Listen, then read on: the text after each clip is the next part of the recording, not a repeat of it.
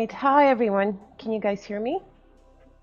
Hey PS, thanks for tuning in.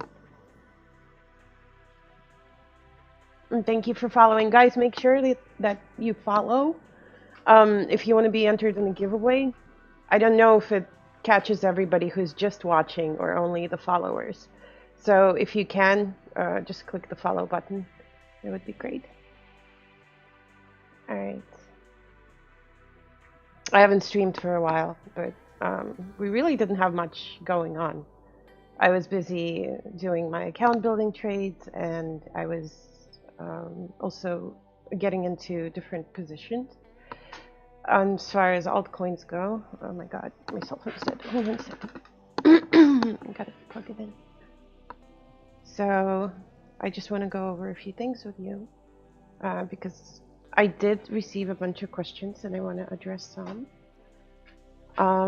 Seems to be, I get mixed reviews, I guess, about people doing account building. It works for some and it doesn't work for the others. Thank you, Orion, for following. I appreciate it. So let's talk about BTC because people are stuck in 5-minute candles and they lose the sight of the big picture on BTC, okay? And I want to kind of explain to you guys that, and I've mentioned it many times before, with BTC you have to be patient.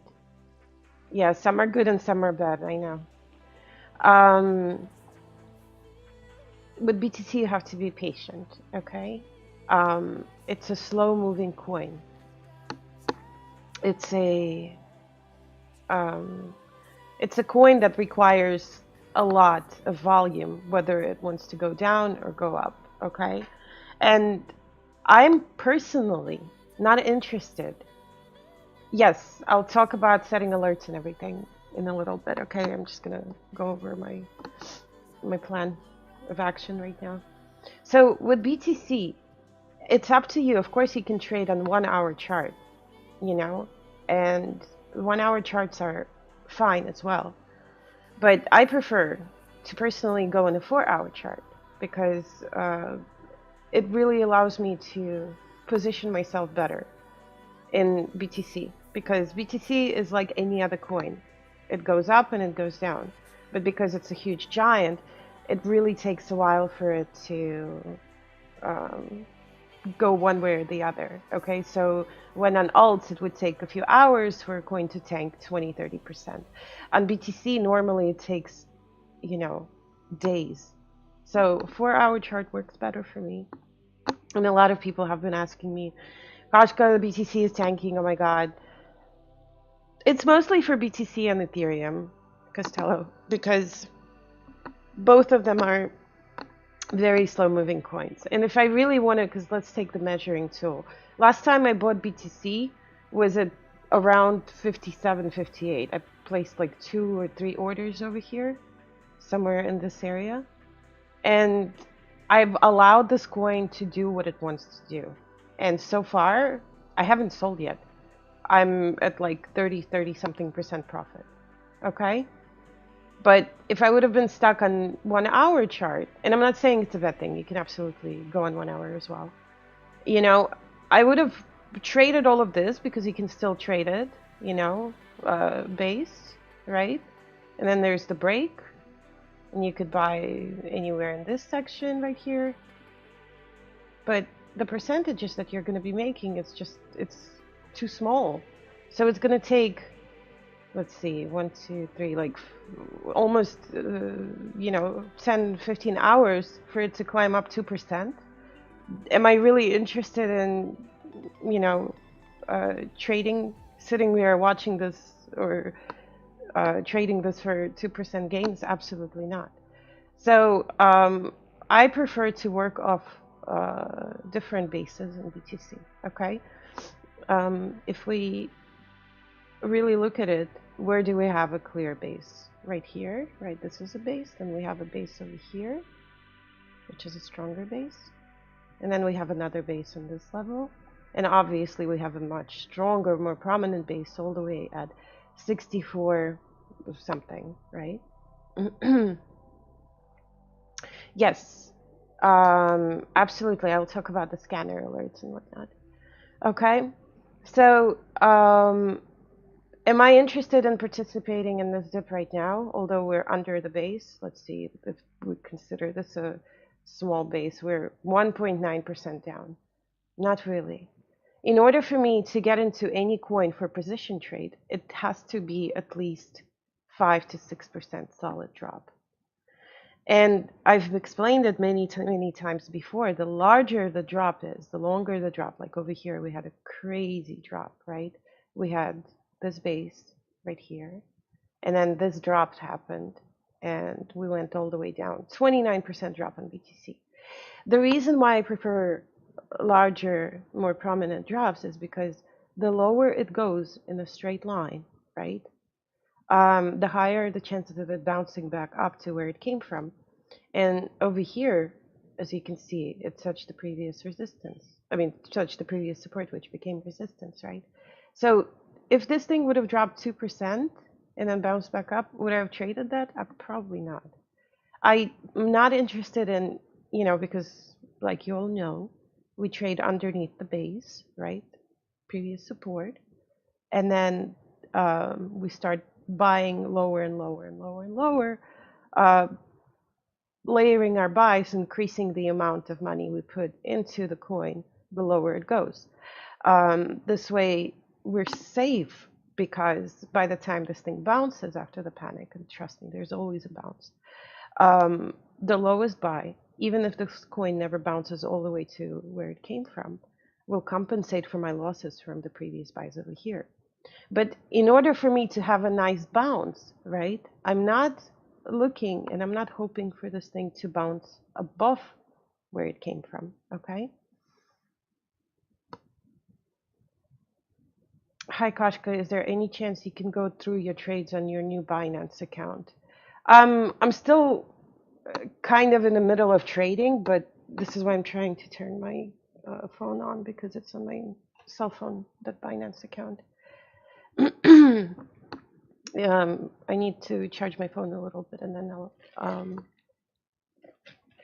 I'll see which coins I'm holding because I'm holding like 100 million different coins.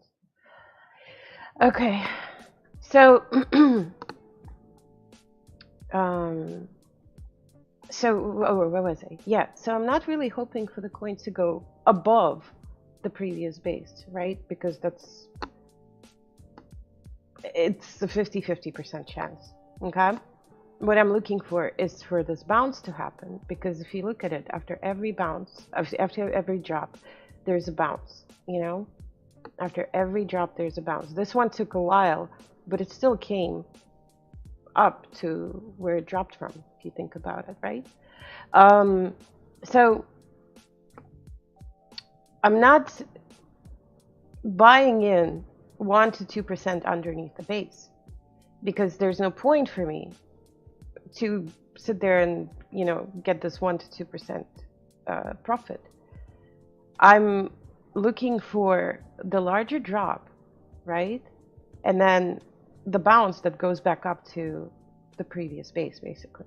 And this is what you have to keep in mind. And same thing over here. We have a very prominent base around, let's just say, 88 and then 87 around this area, right? So I'm just gonna draw a line over here. Sorry, it's a crooked line. And then if we decide to break down through this base, and if the drop is significant, then I'll consider buying. But you need to give the coin time. There's a lot of buyers and sellers involved. So by the time the sellers take over, it might take a few days, like over here, We sat here for a little bit, and then we finally dipped underneath this particular base. We dumped, let me see, I think it was like a 10-11% drop.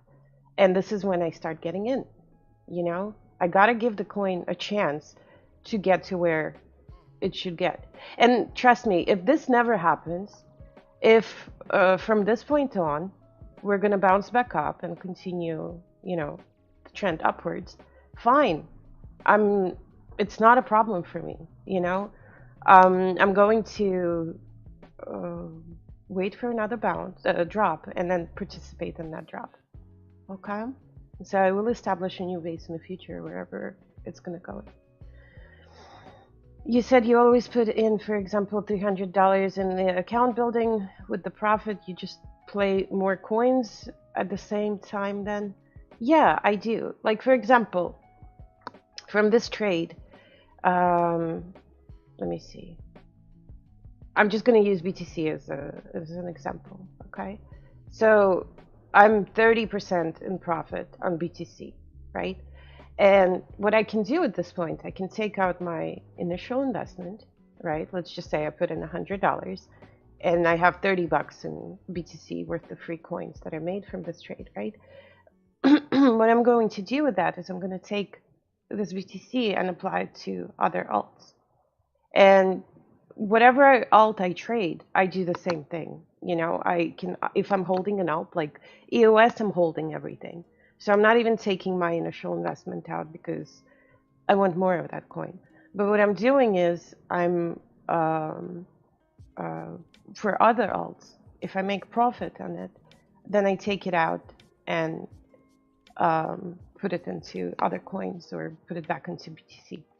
There's two ways you can grow your BTC trading stack or Ethereum trading stack, whichever one you prefer. And one is trading the dips, which is possible, right? Because the gains are gains and you get more coins this way. Or you can also trade it through alts, which is sell everything from the trade and put it back into BTC.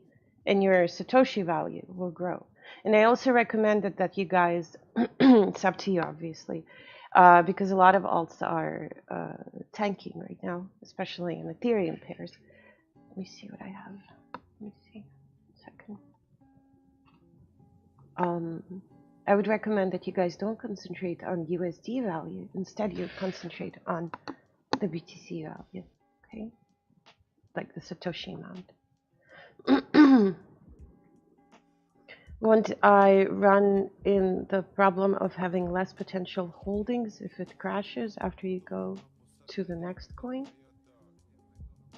Especially if you try. You don't have to trade. You don't have to trade alts if you don't want to. You can trade one or two coins, whatever you're comfortable with. I'm comfortable trading 20, 30 alts right now because I just have a lot of BTC that I've accumulated from, you know, all of these trades basically. And this is the BTC that I'm reinvesting into alts because it's BTC for me is like a gateway coin. Okay. It's something that allows me to trade other alts. It's something that I can put instead of USD into whatever currency I'm trading and make percentage gains on that. What percentage below a base crack do you start buying? It depends on how the panic looks, okay? Over here, so let's just see. So this was my base, right? And we dropped 7% underneath the base. I was waiting for a larger drop, which happened. But over here, I played, let me see.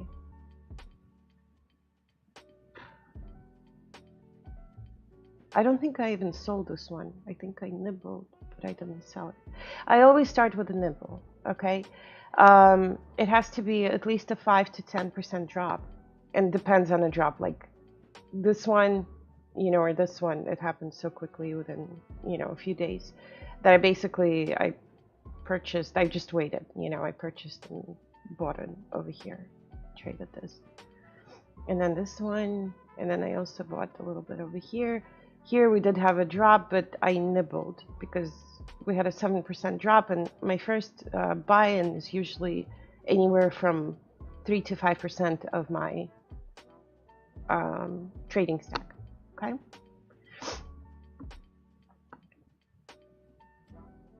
On account building, what do you recommend? Playing the larger channels trades that can take up to 2 weeks, or smaller trades in the channel for 3 to 5?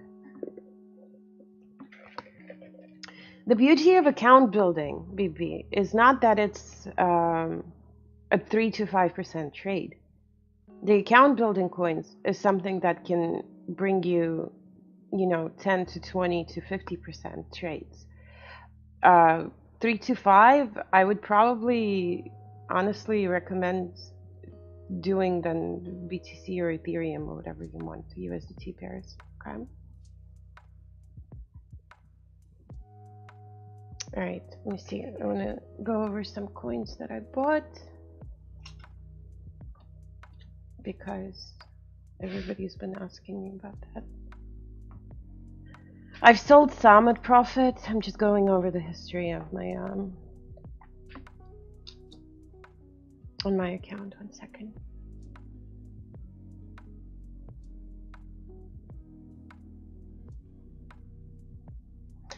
But yeah, Labans, my normal rule of thumb is 5% underneath previous base, at least. Okay, and the lower it goes, the better it is for me. How do you see two cursors? There's one.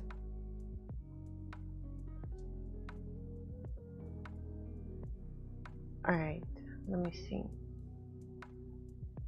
I know I traded Loom on Binance. I think it was an Ethereum pair. Yeah, this one, and I just sold it. So this is the coin that I've traded over the last few days, and I purchased multiple times. Shit, 1 second. Where is it? This one. I'm only trading Ethereum. Here. I'm only trading Ethereum pair because I already have a lot of BTC, so I wanted to accumulate Ethereum. You can absolutely do the same thing on the BTC pair, whichever one you prefer. It's just the Ethereum pairs had a larger drop because Ethereum was on a run. So a lot of coins dipped lower than they did on the BTC pairs. So this was my, why is my cursor not working? Jesus. Okay, so this was my base, right? My previous base. And then I just went and started buying over here. Of course, I wanted a more prominent drop, but from what I was seeing, and the reason why I started buying in these sections was because on the order book, when people were selling a bunch of coins, on the buy side, I've seen a bunch of large buy orders. So all of the stuff that was being sold off was being filled by these large buy orders. And they weren't bringing this coin up yet, they only did over here, but they were scooping up all of these sell orders.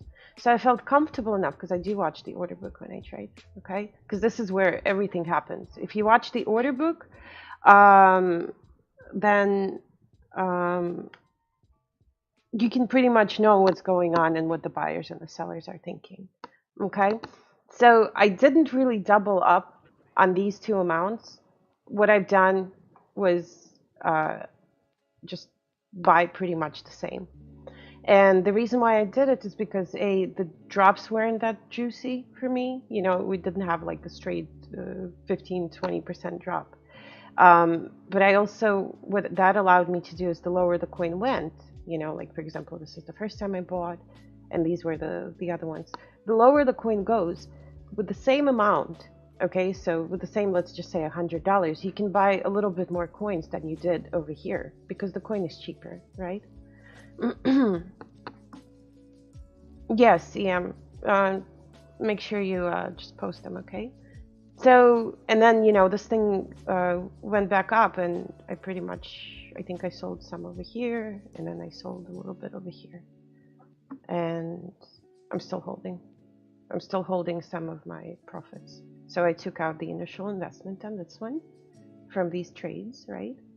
And then I started selling my profits here, okay?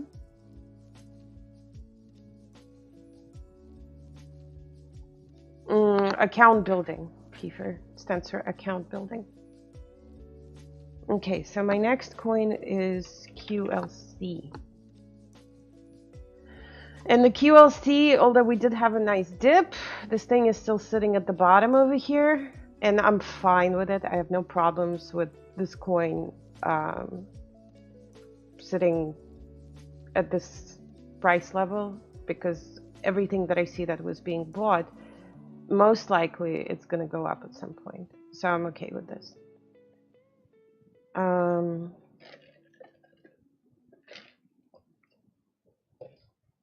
Kefir. Okay.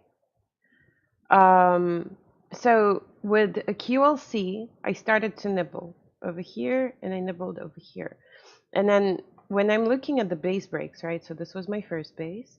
And then I also considered this support base as well. So once we dipped over here, I also purchased somewhere in this area as well. And I think I could have probably sold up on top, but I'm still holding this coin. I'm not selling it yet. I want this thing to figure itself out and see if it's actually going to go up. Okay? Because a lot of times what happens is, as you can see on BTC pair, wait a second, I just want to show you something.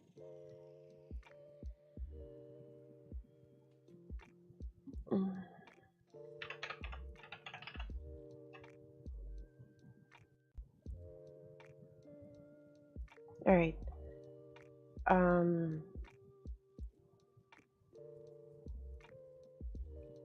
Okay, so a lot of alts have been suffering because of this BTC and Ethereum run, right?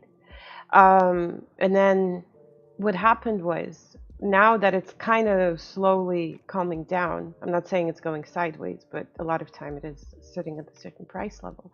This allows for the alts to pick up the steam again and go back up to where they came from.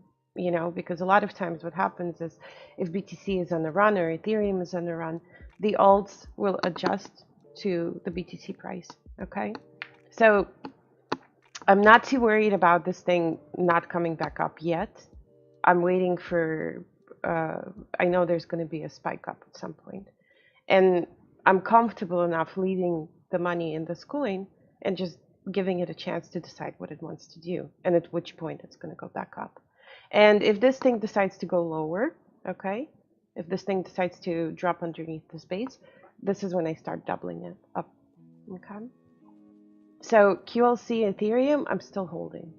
I'm not touching it yet. Another one is ELF. ELF I'm trading on the BTC pair. This was not a panic. This was a sell-off. And I've decided to get into this coin. Okay, this is a panic. Okay, this is a slow sell-off. Although, yes, we are going underneath the previous base and the whole spiel. We're doing it in a very slow manner. It took almost, let me see, 2-3 days for the coin to drop, let me see, 15-20%. And I'm okay with this. I'm not too worried about it because I do like the project. I believe in it. So I've taken this as an opportunity to buy a bunch of free coins, basically. Was I scared when I started out? Yeah, I was nervous because I didn't know what the hell I was doing. Now I'm more comfortable with these charts than I ever was. So I'm good. Okay. So I'm waiting for this coin to figure out where it wants to go. If it goes lower, if we're going to have a nice juicy crash from, let's just say, this point on, then I'm going to buy a lot. But right now, all of these coins I just nibbled. Okay, so I want to see where it's going to go.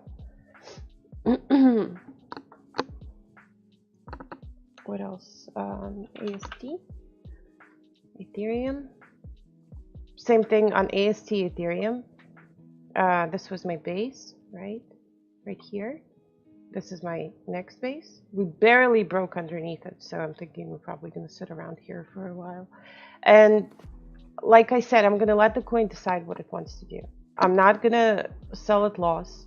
I bought, I think, somewhere over here, and I bought a little bit more over here. Was it that or ARC? No. Okay, so I bought here, over here, and over here, and this one. Okay. I'm going to let it figure out where it wants to go. I'm going to let it decide whether it wants to go up or continue the downtrend. If it continues the downtrend, I'm going to double up on my investment from over here. And When I say I nibble, I don't really buy with a lot of money. I buy with just anywhere from like 3 to 5% of whatever Ethereum or BTC I'm holding. So AST, then I have ARC. ARC is such a beautiful drop. I did buy here, here, and here on ARC. Okay, so my previous base, right? And then there's also this base. I bought a little bit over here, a little bit over here, and I think a little bit over here. And then this trade, I did sell a bit at 7% profit. But these two, I'm still holding. And I really want to know where it's going to go. And the reason why I really like ARC is because if you look at the previous history of the coin, it does have the whippy effect that we need. Okay, so this drop to me was just too juicy to miss. So I'm going to give it time to decide where it wants to go. And I have my sell orders set up in this section right here, right underneath the previous base. Okay. All right.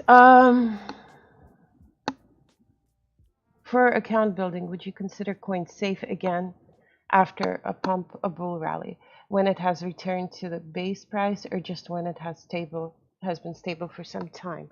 For account building, which is different than position trading, I would say that the coins that have pumped, yes, I am considering the fact that they have pumped and they have a higher chance of going back down. But if I'm looking at the order book and I see that in the order book at a certain price level there's a lot of support on the buy side, then I'll feel like it's safe enough for me to get into the coin. Okay, 1 second, I'm just going over a few other ones. Okay, RKSTARN.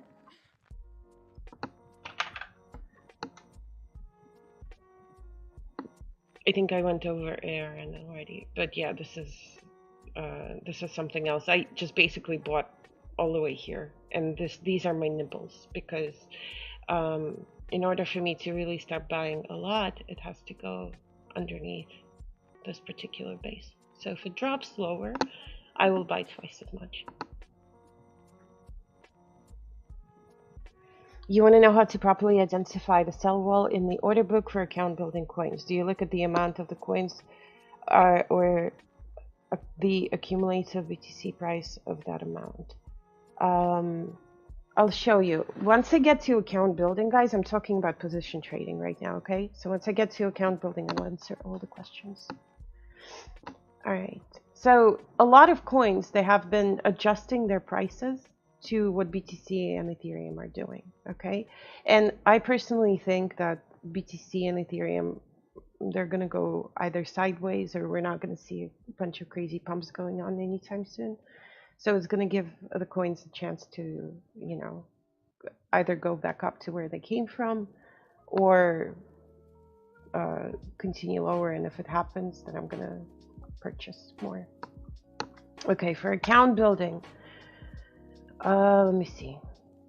I've been trading a bunch of coins on KuCoin. Let me go on 1 hour chart. Okay.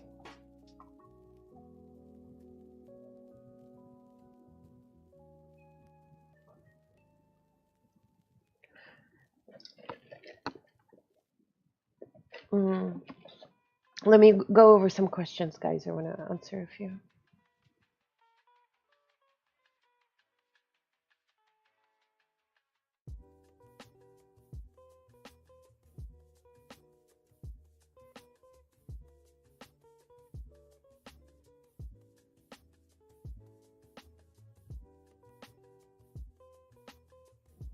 All right.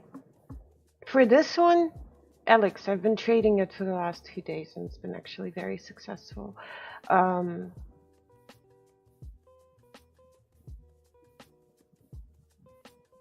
not sure, RPS, because I can go over a few coins on Cryptopia and probably find you a few.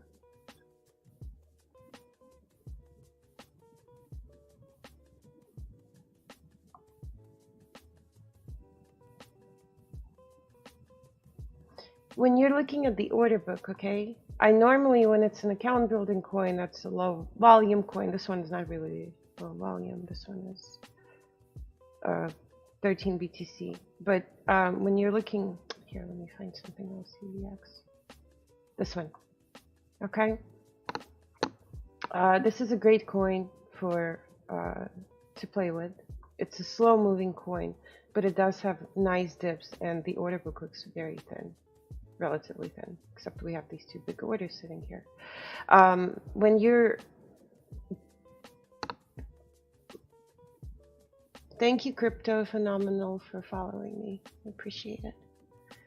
Okay, when you're looking for account building coins, like I said, guys, the first thing that you have to look at is the weakness of the chart. Take out your little measuring tool, you know, and go ham on it.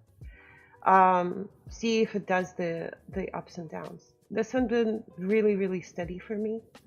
I did manage to catch a few of these sells over here, and I actually had to manually sell because I did have alerts set up, and I think my alert was somewhere over here, and then this thing spiked within like a few minutes basically, and I ended up selling at the market price.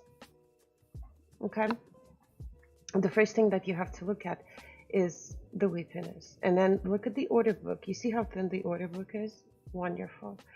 The problem is, by the time this thing gets through these orders, I think it's going to get stuck at this particular price for a while, okay? And unless something happens and I decide to sell a bunch of coins into these two. So this creates a floor.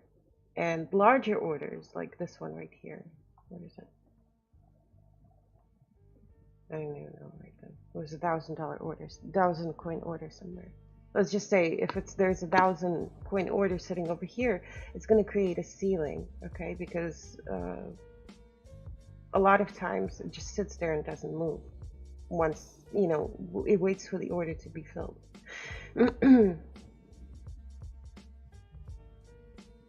RPS, are you using Cryptopia, or you're looking for something else?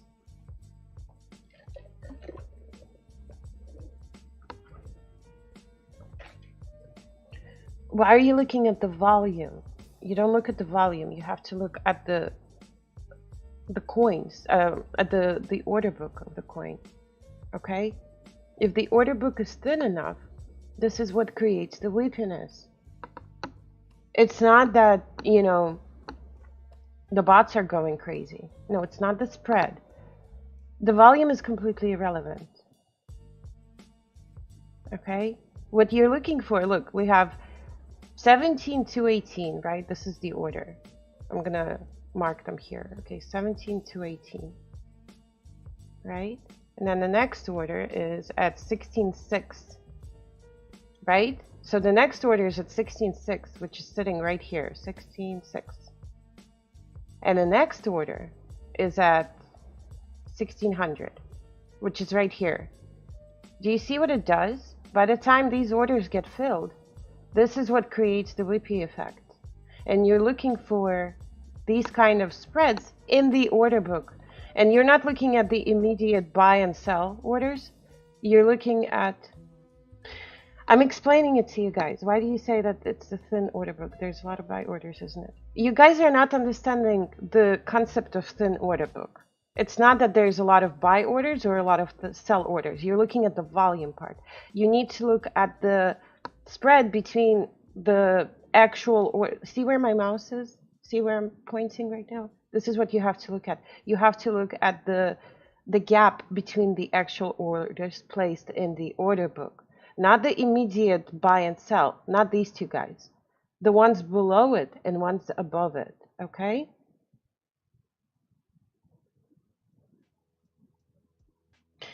You have to understand what creates the VP chart in the first place, okay?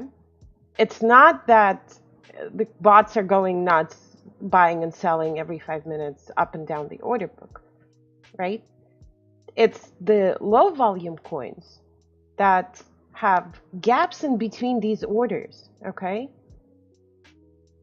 So like, I lined these orders up, 17.2, 16.6, 1600. Then we have 59, right? Which is a little bit lower.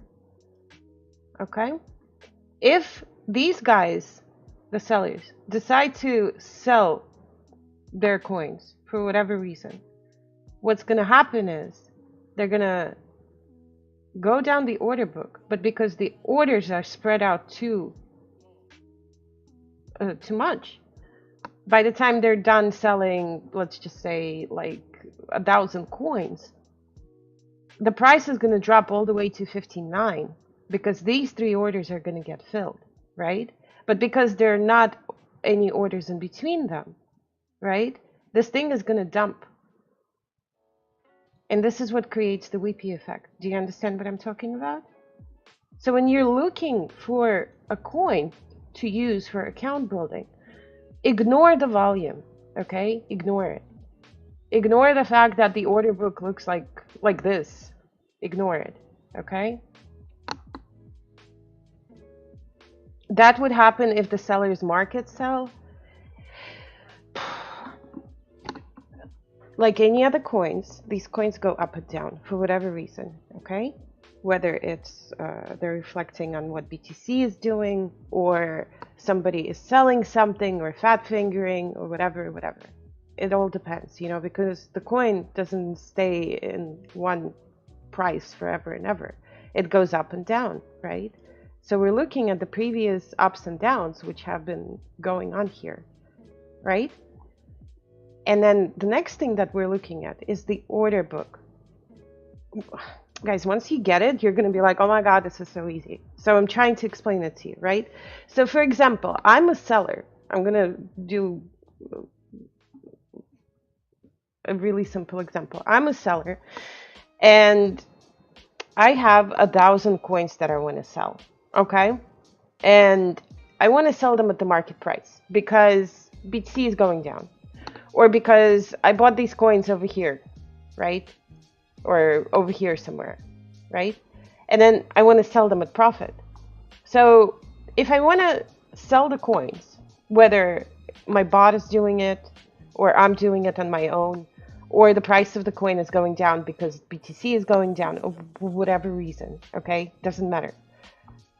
I want to sell my 1,000 coins. So what I do is, instead of setting my sell order somewhere over here at, let's just say 18.8, right? I'm deciding that I want to sell at the market price down the order book. So I'm going to sell into this order right here at, you know, that has an order for 617 coins, right? And then I'm going to sell this one that has an order for 500 coins. And then I'm going to sell into this order right here. And by the time I have, you know, 5-6 coins left, I'm going to have this order right here too. Okay. So by the time I'm done selling whatever amount of coins I'm willing to sell, I'm going to cause this chart to look like this. Because if you line these prices up, these are the prices that people are willing to buy the coins at. So one is at 5.9, right? So 5.9 is over here. This one is 1,600. Okay, so 1,600 is like right here. Let's just say like right here. This one is 16.6. Okay, so 16.6 is right here. And then 17.2, right? 17.2. Right here. Okay? So by the time I'm done selling all of my coins, and I'm done filling these orders, this thing drops. And this is what makes the VP pattern. And this is why this coin goes up and down all the time. Okay? Because when people are buying or selling, they're selling up and down the order book. But because the order book is thin, not volume wise, okay? It's, well, volume too. But because of these gaps in between the orders, you know, this is what creates the VP effect. So what you have to do as an account builder, you have to go in here, look at this order book, and say, okay, there's a huge gap between 16.6 and 1,600, right? So what I'm going to do is I'm going to put a few buy orders over here. Good. I'm glad that you guys are getting it. It's so easy. Like once you get it, you're like, wow, this is so easy. Okay? So your job is to layer your buys. So by the time this thing decides to drop at some point, you're catching this drop. And when some person like me is selling, it's not, I don't know how it's not easy. It's super easy because I've been making so much money off of it.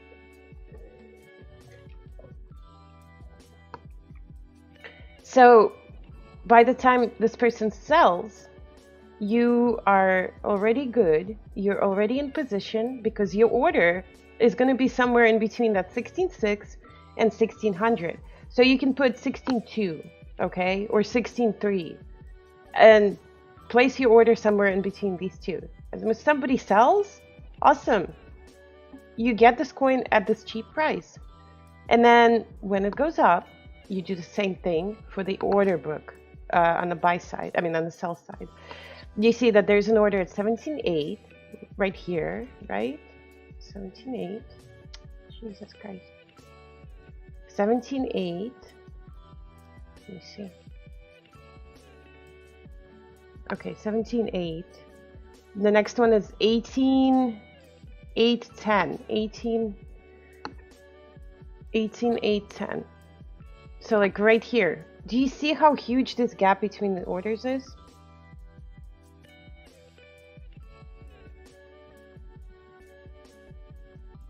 Kefir, what are you talking about? Okay, Kefir, you're confusing people because account building is different than traditional position trading, okay? On these little coins, we ignore the whole base and whatever. Yeah, please.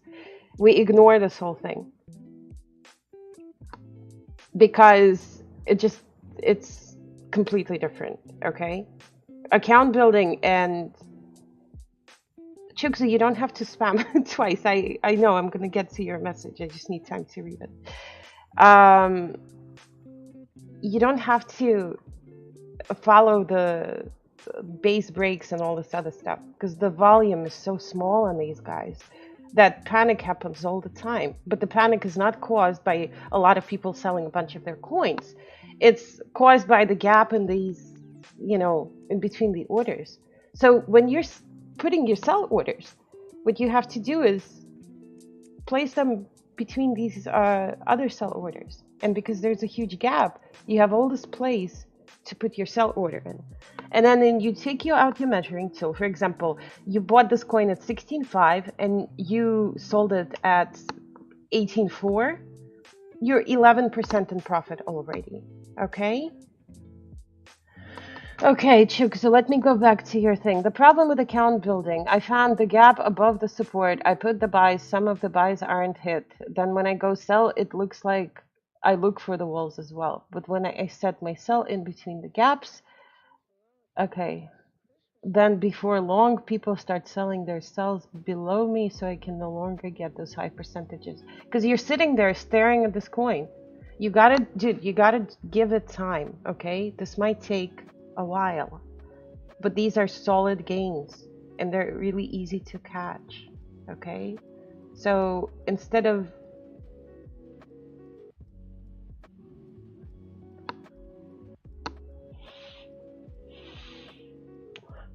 isn't the volume of the sell orders important to identify as a future sell wall? Not really. You guys are in the wrong coin for sitting there and watching it 24/7. The volume on these coins is going to drive you insane because this is a very small low volume coin. You cannot sit here and watch it every 3 minutes. What I do is, if I'm going to trade this coin, I'm going to put my buy orders right here all the way down to like 14.8 or whatever, 14.9. All the way down here, okay? And then I'm going to walk away. And what I'm going to do is I'm going to put an alarm. I'm going to set it up. Let's just say right here. Okay? I'm going to set up my alarm over here. And when my alarm goes off, I know that the coin went to this price level. Okay?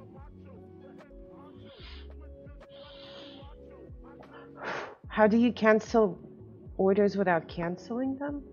You go on KuCoin And then, let me see. You go into individual order book and open orders, and then there's a button that's called canceled.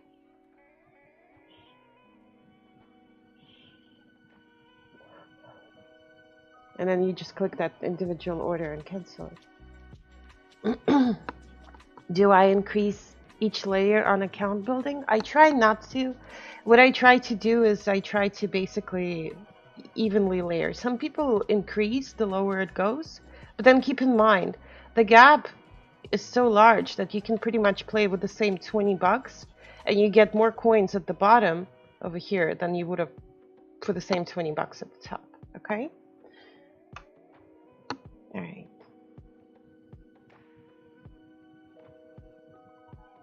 I use KuCoin, and it's really easy to set up buys and sell orders and cancel them as well. Maybe if you want to, watch a few KuCoin videos, they do have an explanation on how to, you know, how the website functions.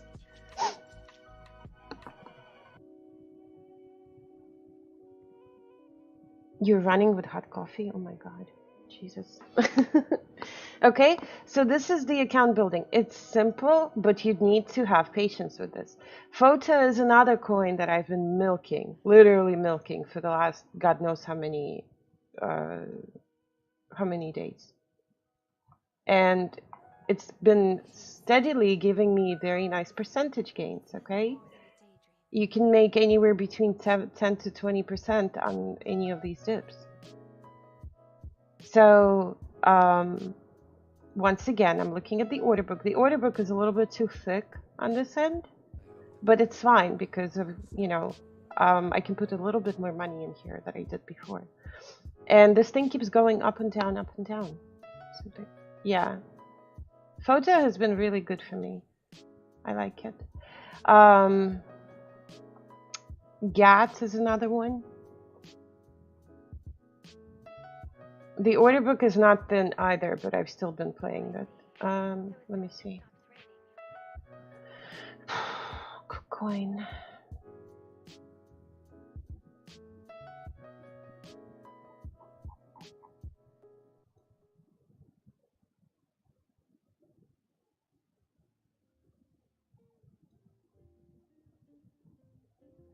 Even ENJ, I think you can still trade this sucker.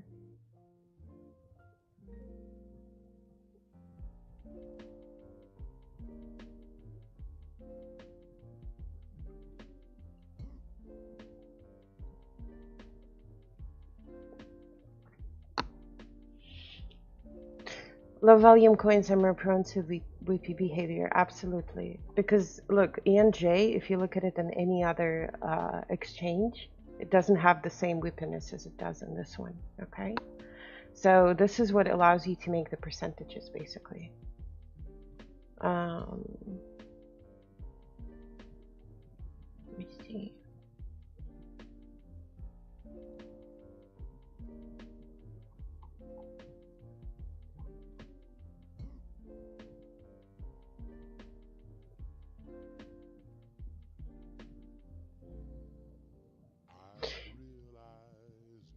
Ethereum Classic, look at this thing, okay? We have huge gaps in between the orders. What you can do is pretty much layer anywhere in this section.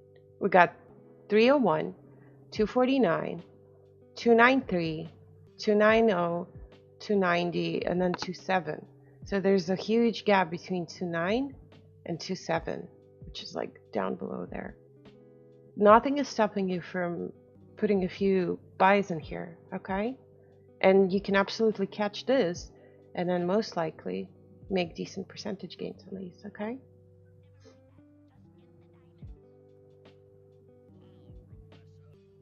There's plenty of coins to trade.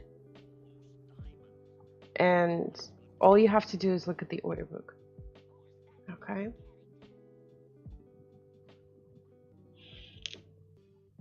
Let me see. Yeah, somebody asked me if the coin is going up, am I still gonna trade it? I try to stay away from these, but if I see that the order book is still doing its thing, then I'm gonna play with a little bit of money. I'm not gonna play with a lot. I'm gonna play with, you know, maybe a quarter of what I'm holding, basically. What do I think about BCN? Let me see. On Binance? Let me see. What do I think about it? What do you want me to think about it?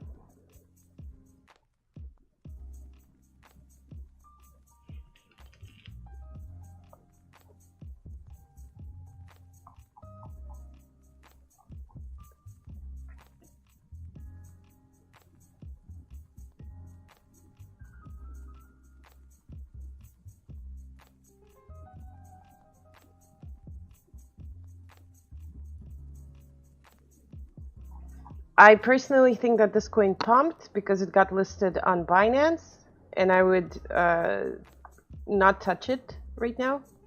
I mean, if you want, you can buy, but um, it's 10 cents and 1 cent on HIT BTC. Let me see.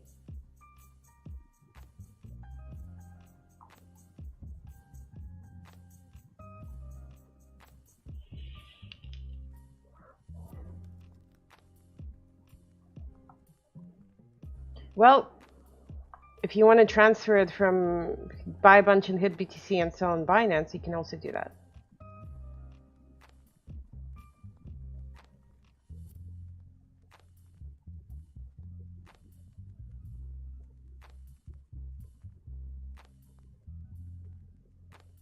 What is that called? Arbitrage. You can't, and then it sucks.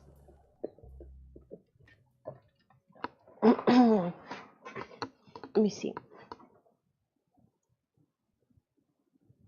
Deposits are locked in. Of course they will be. Yeah.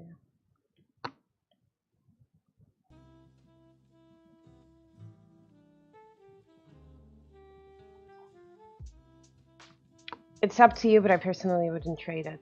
I would have traded the dip, but right now I wouldn't touch it.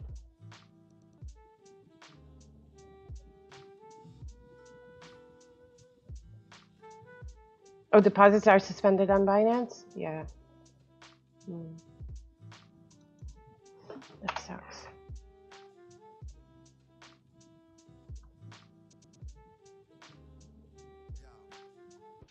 All right.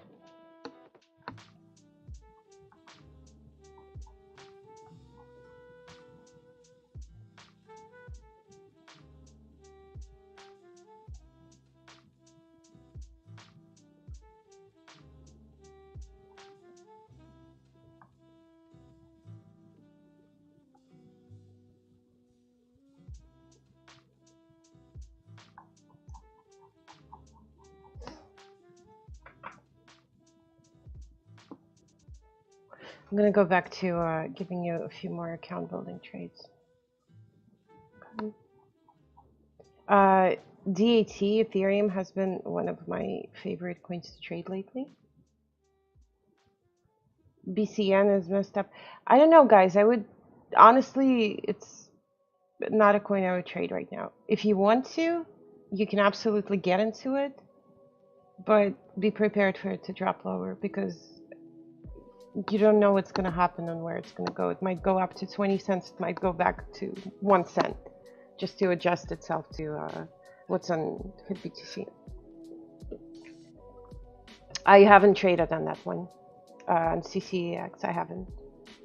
I don't know. Why do you like that exchange? Is that a good exchange? Oh, yes, alerts.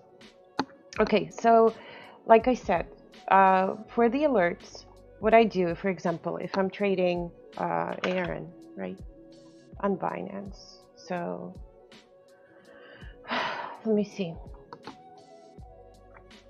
I'm already in a position in this coin, right? So I've decided that I want to trade this and I bought somewhere over here. And I need to know, because I'm not going to sit there and keep an eye on it 24/7. and this coin might take a few days to go up or down, right? What I'm going to do is I'm going to set up my alerts. So let's just say one is going to be 5% below this base, right? So 1600 would be my next alert. And if this thing decides to go up, what I'm going to do is I'm going to set my alert somewhere over here and probably somewhere over here. Okay, so all I have to do is take this little tool, drag it to where I want the alert set up, and then I set an alert, and that's it. That's all I have to do. If I want another 2 alerts, I'm going to drag one over here, and then my next one is going to be over here.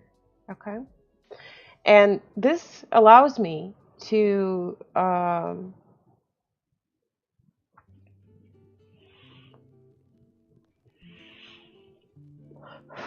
that's good, Fuji. That's awesome. If it works for you, then just obviously be careful, you know. But if you're making money, there's nothing wrong with it. I can set up all of the alerts on CoinG if you want, but then there's another website that I use. That's let me see.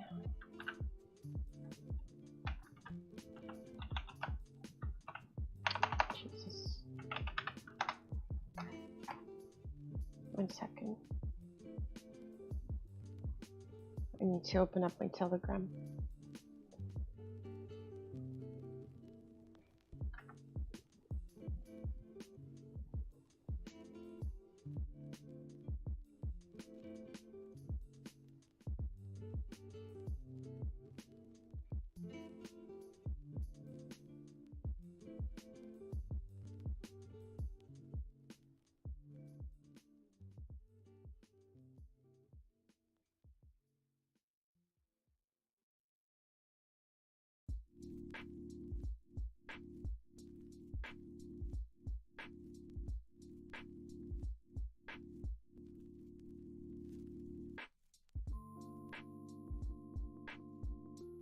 All right, I'm trying to open a Telegram for you guys. 1 second.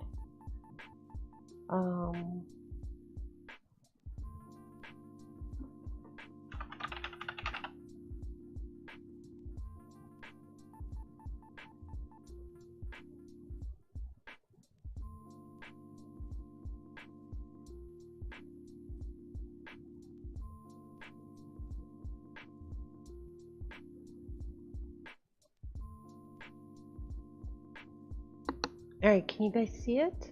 My Telegram? Okay. So basically for the Telegram,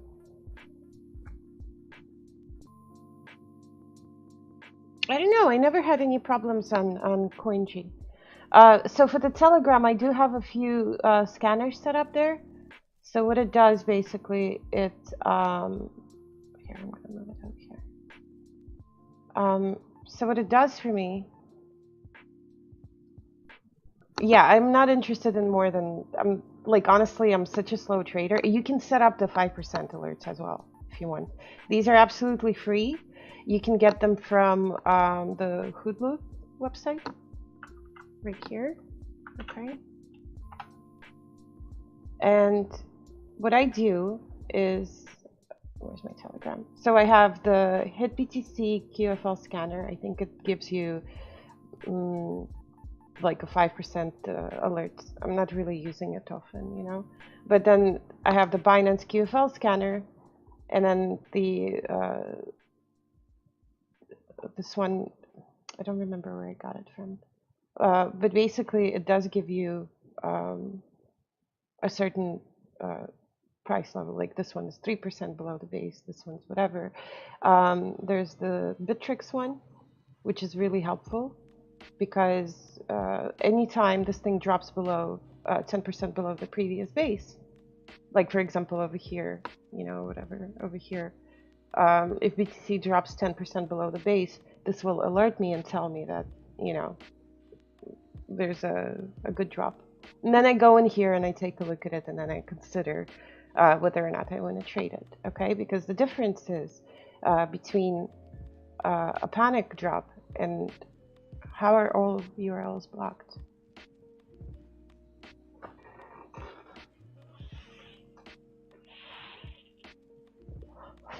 What are you trying to post?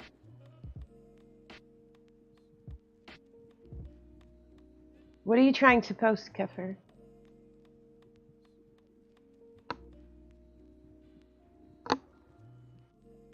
Okay. Yeah, I'll post it myself. 1 second. Um, Here, I'll get rid of it. Okay. So you go on this website right here, qfthoodloo.com. Okay. And I posted that in the chat. And then basically go into the alert section over here. I prefer figuring out my bases because trust me, what happens is for unless it's a fat finger or something is panicking, normally what happens if BTC is dumping or going up or whatever, and the alts are dumping, a lot of them will dump at the same time. So usually it happens where you know, when I'm there's multiple alts all tanking, so I pick the ones that I want to trade as opposed to the other ones. Okay. So you go into the alerts over here and you can sign up to the Telegram. You can do the Binance 10% alerts or 5% alerts, and you can do the same thing with Bittrex. And they're very, very helpful. Okay. All you need is Telegram for this one. Okay. It's very, very simple. It's easy. You don't have to do anything. It's basically on your phone or computer, and it alerts you normally when it goes down. I don't remember where I got the hit BTC one, guys.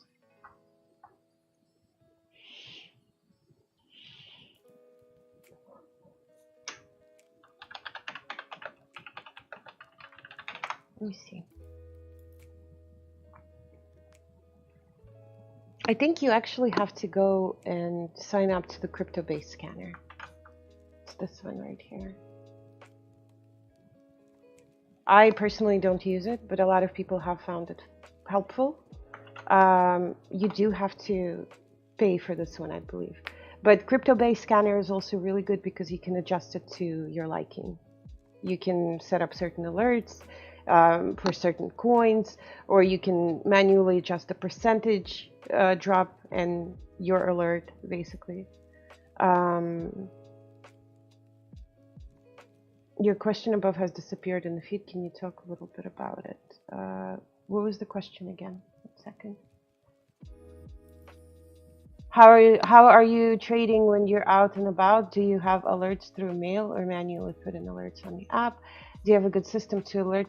You guys think I sit here and trade every second. I'm not a trader like that, okay? For any kind of decent juicy drop and a bounce, you need time, okay? So if an alert, because my Telegram is connected to my cell phone, and I can go, basically, if it alerts me, I see that there's a message from Telegram that this coin is 10% under the base. I can either access it if I really want to, and I'm not by a computer. I can access my exchanges from my phone or a laptop, or if I'm at the computer, then I just place the buy order, and as soon as my order goes through, if I market buy, then I automatically sell a sell order, and that's it. You can just look at the channel name on the Telegram. I think you can, yeah.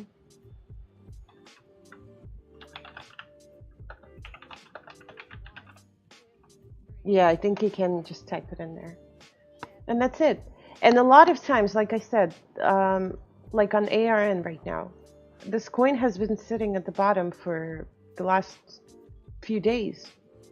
Am I going to sit here and stare at this coin 24/7? Absolutely not. I bought in, right? And then I do have my sell orders set up somewhere over here. And that's it. If they hit, they hit. If they don't, they don't. If they don't hit and the coin continues to go down, fine, I'll buy more,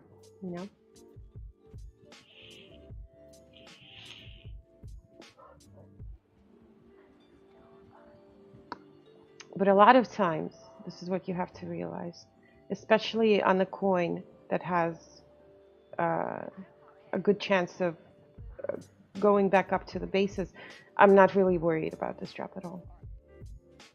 Did I see your question? What is your question? So on account building, when your buys are hit, and then you set your sell in a thin book, when people start setting their sells below you, do you wait or adjust myself?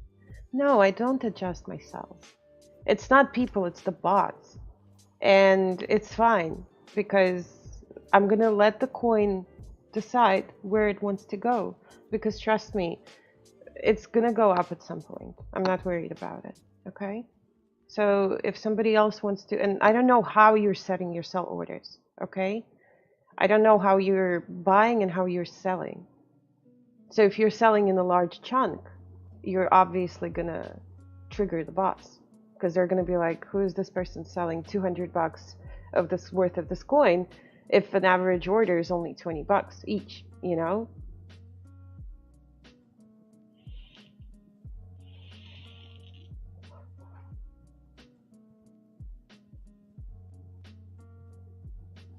In the past, you have mentioned that you see a lot of volume and a little red candle. You see it as a sign. Yeah, so just leave them there. Chukza, leave them there. I don't know how long you're holding the coin for. Do you want an immediate sell, or I mean, or do you want to give it a little bit of time to figure out what it wants to do? Does the opposite hold true? Like if you see a lot of volume in a little green candle, you see a sign. Honestly, I'm the wrong person to ask about resistance and whether it's going to go up or down. A lot of times when I'm trading BTC, okay, for example, let me see. Okay, over here, I was explaining it to someone. I know that it was going to continue to go up after this pump because a lot of people are like, oh, remember this initial pump after, was it here? Yeah, this was the initial pump. Remember, everybody was like, what the hell, it went up 16%. So what I've seen over here was a lot of volume, right? A lot of stuff was being sold, but these little candles kind of showed to me that it's going to continue to go up because every time somebody was dumping a bunch of stuff, these huge buy orders were popping in. So how do I know when it's going to go down? I really don't. I'm the wrong person to ask. I can tell you 99% of the time I'm right on when the coin is going to go up, but I really suck at telling you when it's going to go down.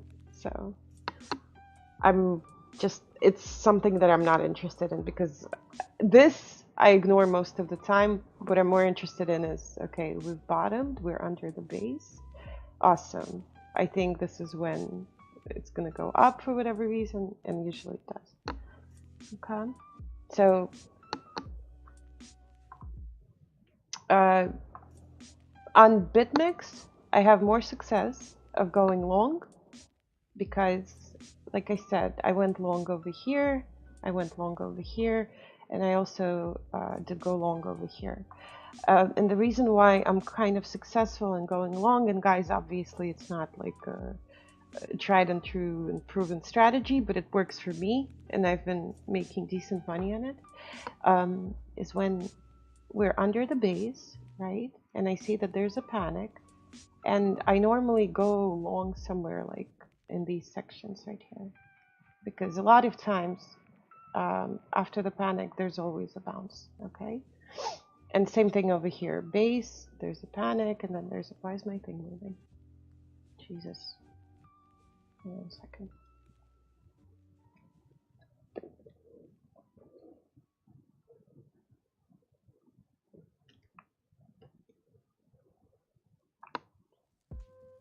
Okay, so same thing over here, like there's a drop and a bounce. So what I do is I trade this bounce. And same thing over here, I trade this bounce. I really don't know how high it's gonna go. So normally I either get out in the first bounce, you know, there's another drop, like this one right here. I get out in the first bounce, but this one I decided to hold a little bit more. Okay. And I'm really good at going long, but I really suck at going short. Okay. All of this, I went long basically on all of these things, even on this one right here. And I don't really hold my coins there for more than a few hours. How much do you layer my cells at with those bounces? Tam Dub, I'm not sure what you're talking about. Can you elaborate, please? So yeah, I'm better off going long, especially if I see that there's a, you know, like this one. I felt pretty comfortable going long on this one right here because I've seen all of this volume increase. Could you say about what you mean when you say you go out on the first bounce? Okay. The traditional QFL method preaches that when there's a drop underneath the support base, if you want to participate in the first bounce, there's absolutely nothing wrong with it, okay? So for example, this was our base, support base, right? Because we dropped, then we had a nice bounce from it. And then we tanked, right? And then we had the bounce right here. So what you do is you get in the dip somewhere over here or over here, and you get out on the first bounce. And that's it. This is your complete trade. You don't have to go crazy and do anything else. And then the next time this happens, all you have to do is wait for another dip underneath the base, right? This was our support. And then you get out on the first bounce somewhere in here. Same thing over here. Base. Let me move this. Break underneath the base. Buy and sell on the first bounce over here. This is the safest possible way to trade, and you can do this multiple times. All you have to do is wait for the approximate bounce, or for a bounce, and then get out, and completely ignore what happens the rest of the time. And the next thing you're going to do is you're going to wait for another base, right? So let's just say this was our base, and then this is our base. So you can start nibbling, get in here, sell at the bounce. This is a base. Get in here, sell at the bounce. That's it. Over here, same thing. I guess you can consider this a really crappy base, you know. Sell here, somewhere like over here or whatever. Base, break. You can sell on this particular bounce right here. Okay. And just ignore the rest of the stuff. Same thing over here. Let me see.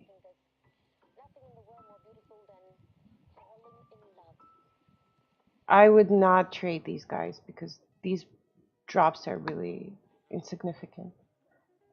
Can you do this on a smaller scale when account building? What do you mean on a smaller scale when account building? Fuji-san.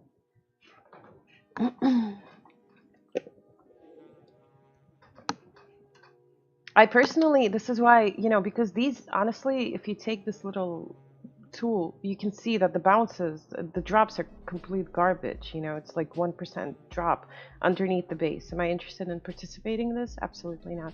This is why I go in a 4-hour chart, okay? Because this way it gives me better percentage gains, better positioning. So let me see. This would be my base, which I traded, okay? This would be a nice base, and we dropped 10% underneath the base. So I could buy anywhere in this section and just sell on the initial bounce. Let's just say like over here, you know, or over here. Usually I just trade the channel when account building and see the base is more of a position trading thing. Yeah, absolutely. You can do that as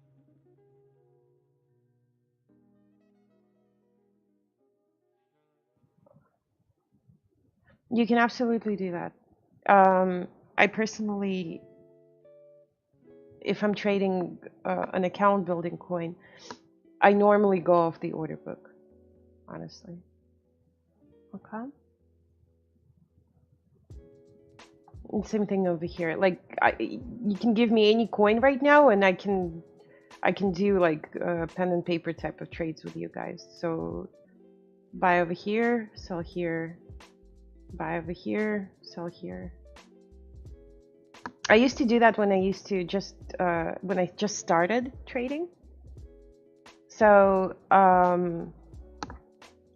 it did help me a lot when I would just take a random coin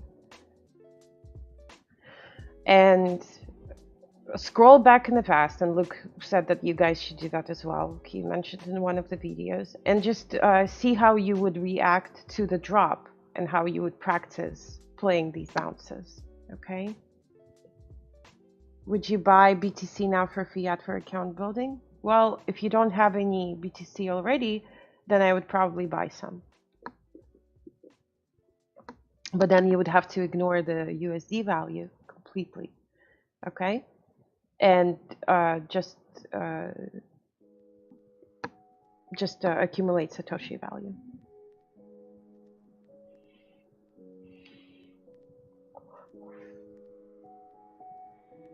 How do you determine if it will keep going, given that you said sell on the first bounce before, but mark the sell here after another bit of red? I personally, because I'm a slow trader, okay, I'm not gonna sell right away. I'm more of a very, what's the word? I take time, okay? What if it continues to dip after you buy? Then I double up my amount. You guys should really watch Quick Fingers videos. It really helps a lot. I'm not saying anything that's not said in there. Okay, 1 second.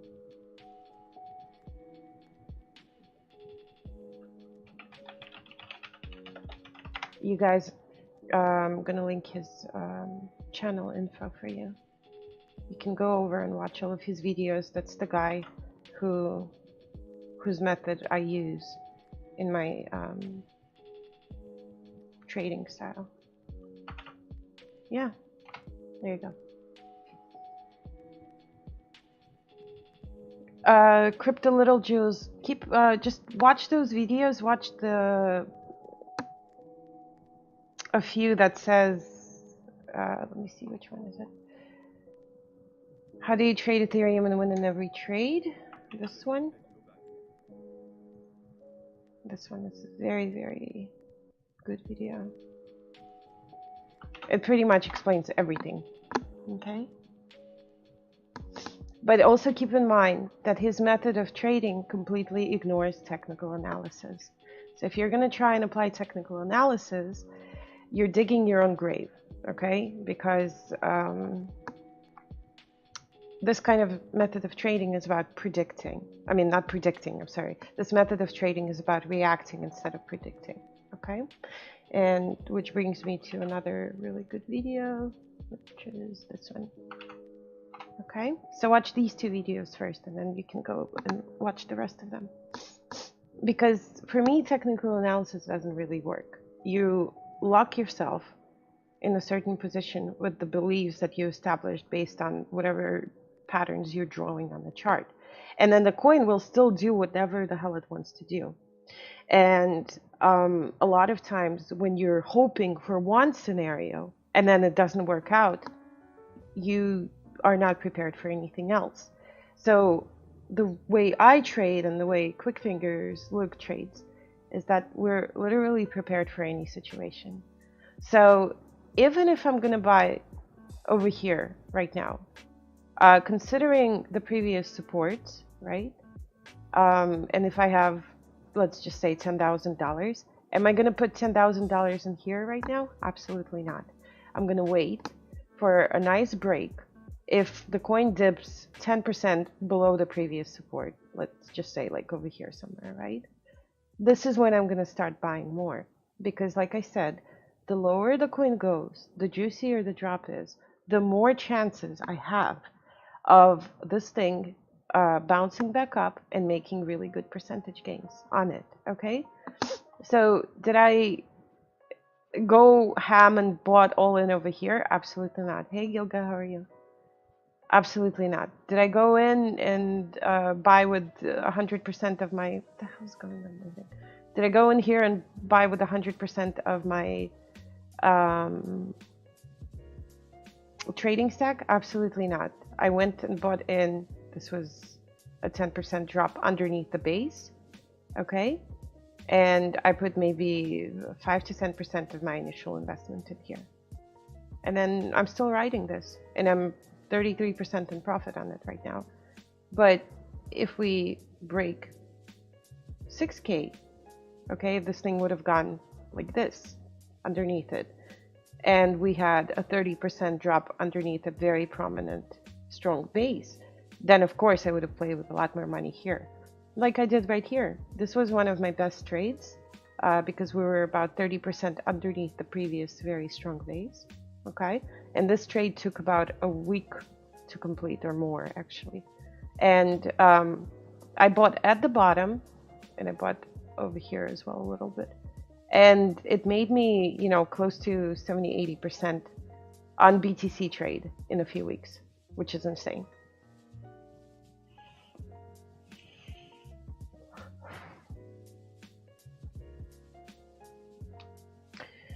The IB is what I've been trying to understand, but thank you. I think I understand it now. The only confusing thing is Luke says account building keeps you busy all day, but it hasn't worked out that way so far for me. You've confirmed that IB is slow. It is slow. I maybe Luke trades, you know, 20 coins at the time. I know Luke is a very busy trader, and he's mentioned it many, many times that he can't talk right now, he's busy, or he's doing this, because not only he trades crypto, he also trades the regular stock market. So in between all of those trades, I'm sure the guy is really, really busy. Okay, it's up to you at which speed you want to go at. So if I'm comfortable trading up to 5 coins, because otherwise I'm gonna, you know, go crazy, then I'm good with that, you know, because gains are gains. And if I make, you know, 200% on those 5 coins within the 3 days, I'm happy with that too. You know, don't overextend yourself, basically. Okay. And like Luke said in his last video, he said that the only way the guy started with $300, okay, and by the end of the year he made 50K. And the only two ways he was trading was account building, right, which is when we go by the order book on smaller coins, and position trading, which is buy underneath the previous support base. The lower it goes, the more we buy, and participate in every bounce, and that's it.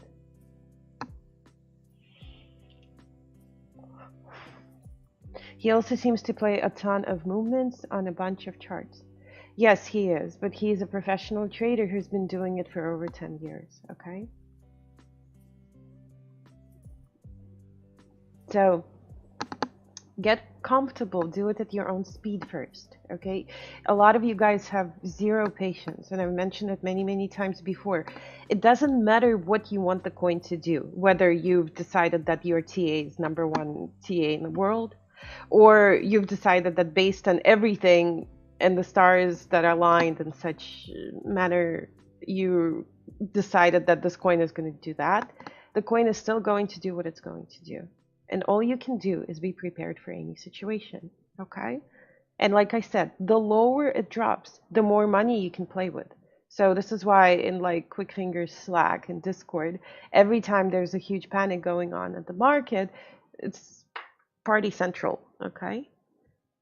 It has nothing to do with whether or not you have the time right now between you walking your dog and doing your homework, or, you know, you can't trade right now because you're at work or whatever. The market doesn't wait for you. The market is still going to do what it wants to do. How many account building coins am I trading right now?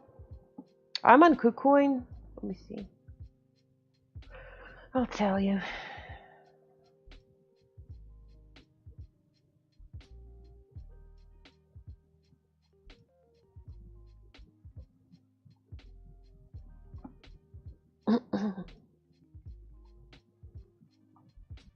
I'm trading four coins.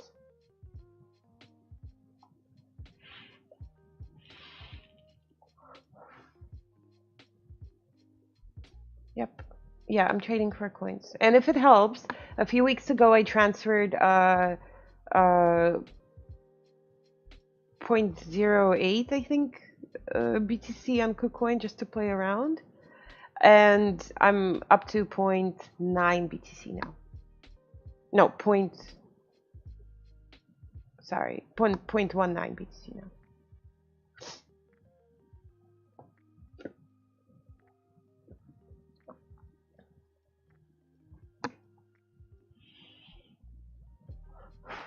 No, it's not a lot. You don't need a lot of money to do account building. I mean, I don't need a lot of money to do account building because I can't really put a lot of money in those coins anyway. What am I going to come in with 20 BTC and try to, buy every single coin out there? I'm going to go nuts. I don't need a lot. The money is just for me to get in to trading with something. And I'm a very diligent person, and honestly, I can grow my account from $200 within a few weeks. I'm gonna have, $800, and I'm okay with it. What governed your decision to buy BTC? What governed your decision on your BTC trade? Is it go to base, but you still let it? I have no clue what you're saying, Chuk. So can you rewrite that? No, 4 or 5 coins is what I'm comfortable with because trust me, the last few days I was too busy doing position trades because a lot of coins, especially on Ethereum pairs, have tanked because Ethereum went for a crazy run. So, Trixie, you gotta rewrite that. I'm like confused. So, if you're impatient, you're the one that's going to lose money because if you think about it, the coin is still going to do whatever it wants to do. But it's up to you to adjust yourself to it. Don't think that the market will adjust itself to you, okay?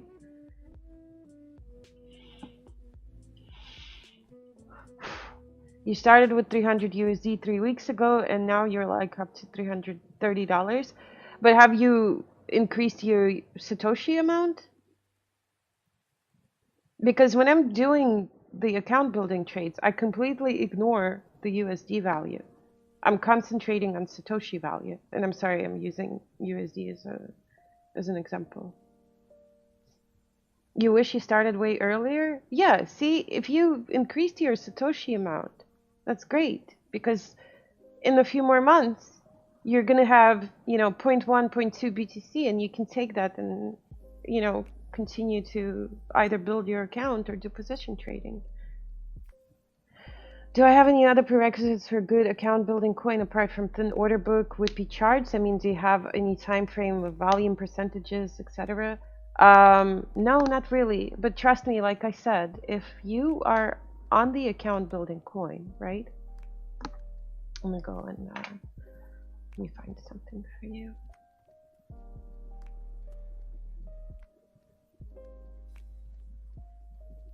Thank you, Glenn, for signing up.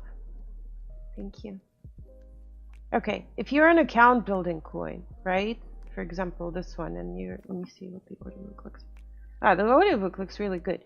Okay, so if you're on this coin and you see that the average order is like 0.04, 0.01, 0.0 whatever, and you're coming in with 2-3 BTC, you're gonna create an issue. Okay. Chuksa, because I'm a very slow trader, okay? It has nothing to do with, because I'm gonna let the coin decide what it wants to do. And I have no problem. I'm not afraid. I'm not afraid when I get into a position trade. I'm not afraid to keep it in there for weeks if I have to. Because this is how I know I get my large percentages, okay? But it's also fine for those who want to get in underneath a support base and sell right here. There's nothing wrong with it. It's also a successful trade. Okay? The only reason why I decided not to sell over here, well, two things. Two reasons. Because I looked at the volume. Okay, the volume was insane. And the thing is, um, I was also ready for it to go lower, if anything. And I could have bought lower if I wanted to.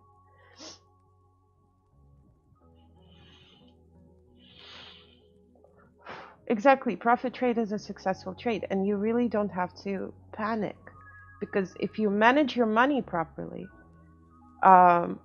like I said, when I gotten into this trade 10% under the previous base over here, I would have had this thing layered all the way down to $500 if I wanted to.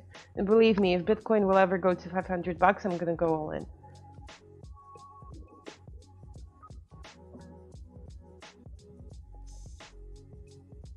That's awesome, RPS. Whatever helps, honestly. In order for me to be a confident trader, it's all about money management for me. I don't have to sit there and, oh my God,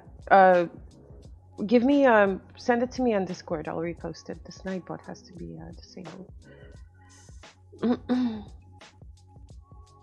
You split your 300 amount into 3 exchanges, so you can't really play with a lot in each trade. I think it would be better if I put it all in one exchange, maybe trade just one coin, but with larger amounts. Of course, EP. If you want to, I mean, you gotta understand where you stand. You know, you don't have $100,000 to throw into a bunch of coins right now, right? So just trade on one exchange. Even if you want to trade one coin, trade it, you know?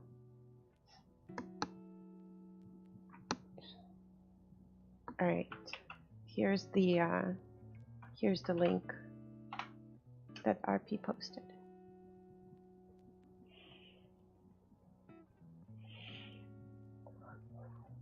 Yeah. So what makes me comfortable and a trader that has zero fear is how I manage my money. First of all, I'm in a good position because I already buy underneath the base. And second of all, I'm a patient trader and I allow the coin to decide what it wants to do. Okay? Yes, RPS, I got it. Thank you. I reposted. All right. So, am I going in right now? Absolutely not. You know, I'm going to wait and let the coin decide what it wants to do.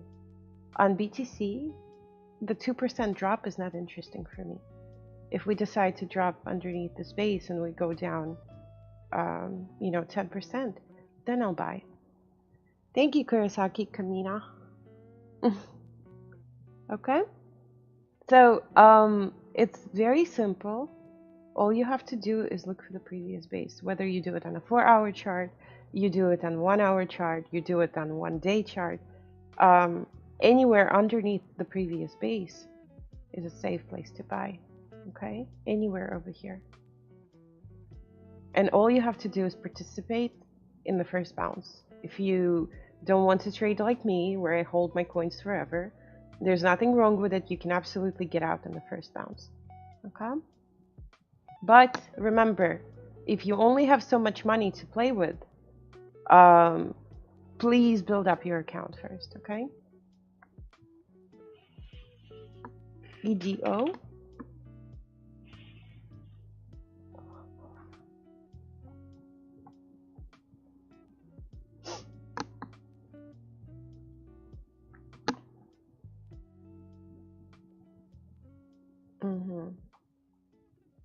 Okay, so I'm assuming that this was the previous base, right? And somebody asked me if I take the wicks into consideration. Honestly, depends. Okay, it depends if I see that this is a more established base right here, then I just use that as a base, you know. Let me see. What we're 10% underneath the previous base. But do you see that we went down? Did we go down in a solid drop? Absolutely not. We went down very slowly. There's a lot of argument here between the buyers and the sellers. If we would have crashed like this through the previous base, I would have considered buying this. You can absolutely get in here, but I would nibble. I wouldn't buy more than, let's just say, 5% of your trading account. Okay? Because this coin might slowly go up, okay? Or this coin might slowly go down and then crash at this point or something. Depends. What the hell? Who the hell is posting this stuff? It's so annoying.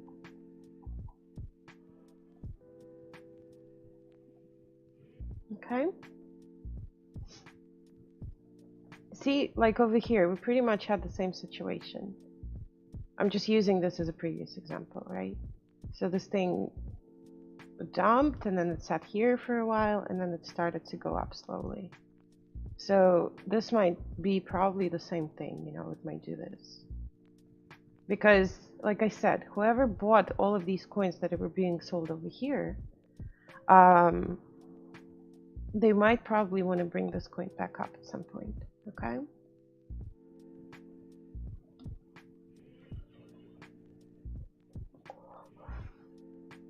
Yes, coins go show up on the scanner, and this is why I have to do my own assessment on a coin. Just because the scanner told me, oh my god, this coin is 10% below the base, and then they come in and look at it, and I'm like, oh, well, it took 3 days for it to drop 10% below the previous base. Do I want to trade this? Does it look like a panic to me? Absolutely not.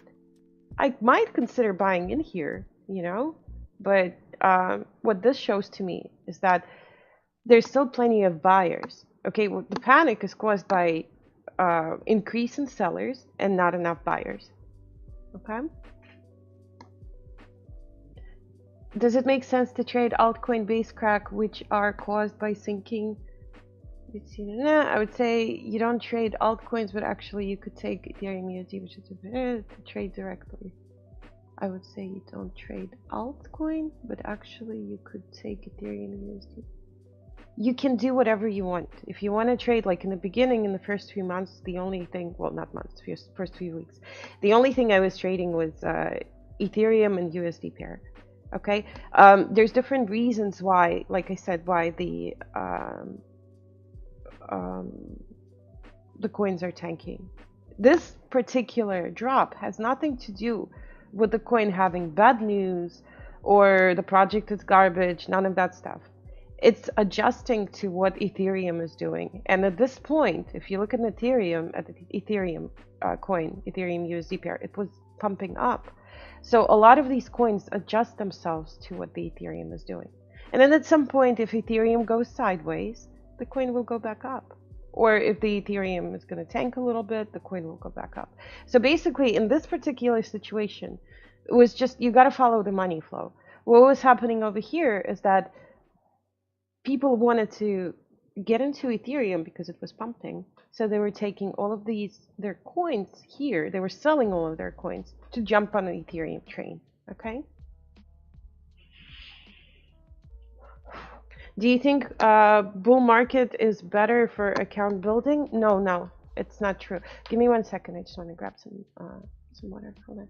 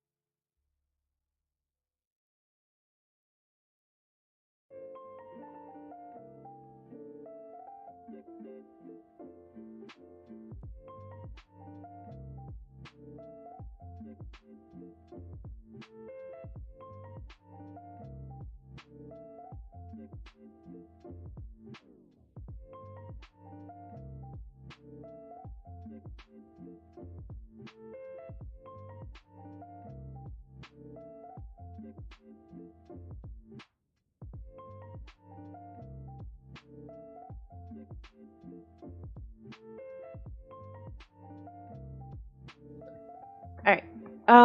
Do I think if bull market is better for account building? Absolutely not. You can ignore the market completely when you're trading those coins. I actually prefer the bear market, honestly, because a lot of coins are at the bottom with the bull market, and I'm kind of wary of the fact that a lot of them have pumped, you know.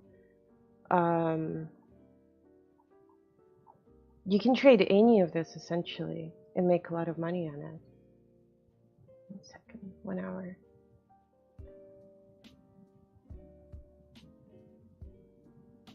Look at this one. This one was in February. You could still absolutely trade any of this, you know?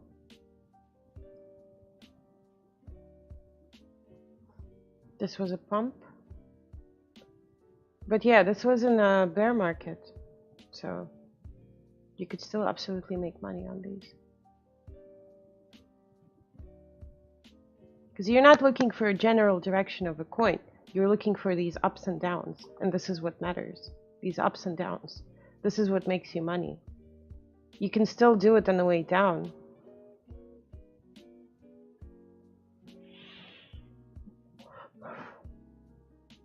Do I look at the market depth page? And if so, can you explain how you read it properly and show us what you look at?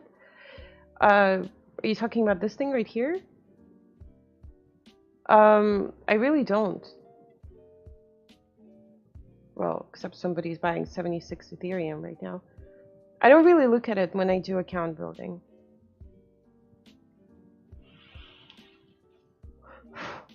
Baby, how do you come up with this stuff? Do you see your own beliefs? Whatever you believe in, you know, do you see how it messes you up? Because you're like, no, I have to be correct. This is exactly what happens. No, it doesn't. Because you solidly believe that, you know, people buy BTC and more shed coins in a bull market than no. But it doesn't mean that there's still no volatility. Even if the coin pumps, let me see. Even if the coin pumps, there's still volatility to it if it's an account building coin. Okay?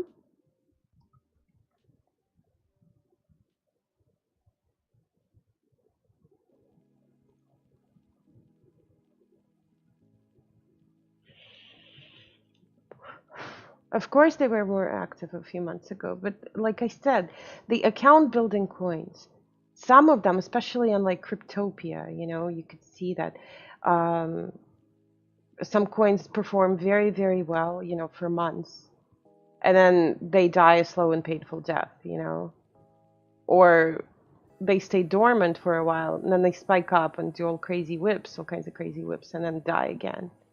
It's a cycle.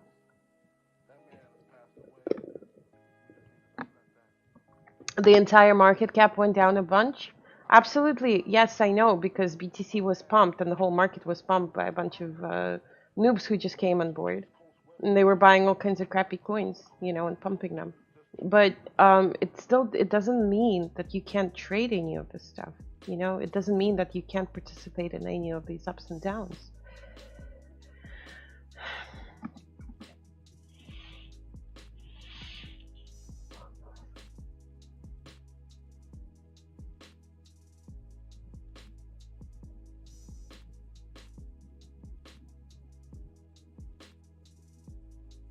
Let me see, ADA. Let me see. ADA BTC.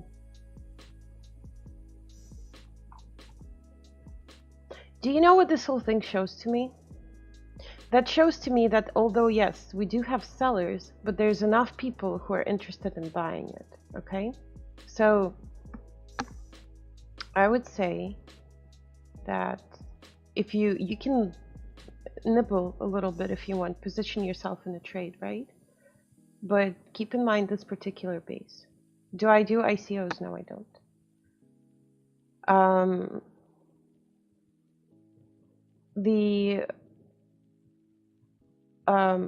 You can buy anywhere over here right now, but by positioning yourself properly with a little bit of money here, let's just say 5% of your initial investment.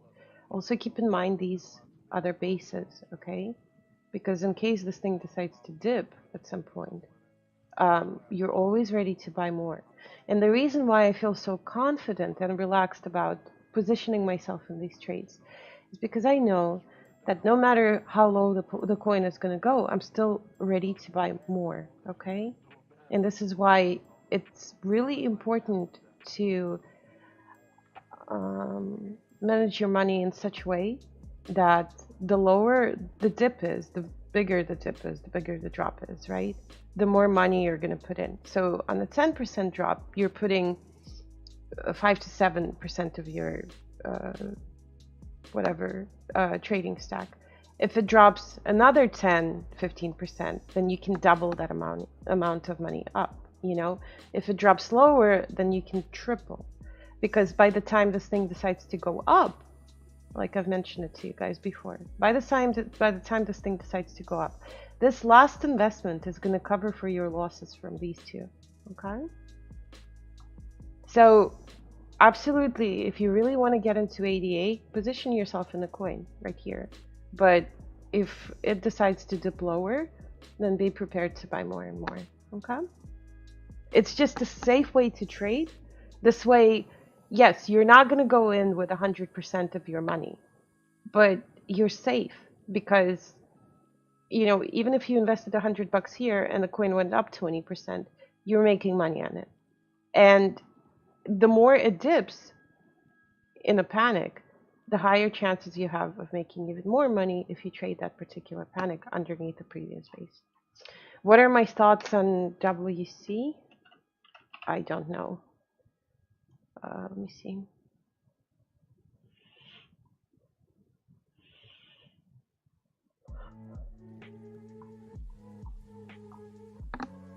See, like, this is the coin, BB. Look, everybody's been milking this thing because these percentages have been insane. You know, you could have account build your thing for like a month and a half. And then now it's dying down because there's not enough interest from the buyers to come and pick it up. Okay? So yes, these things happen, and this is when we exit the coin and say, okay, thank you, coin. I'll come back to you in a few months. I think everybody played that. So, let me see. I wouldn't trade this right now. The order book looks too thick. Just based on the order book, I wouldn't trade it.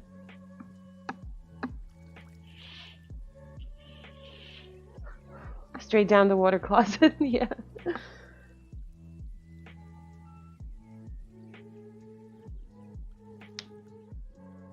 That's what worries me about leaving the sell orders there waiting.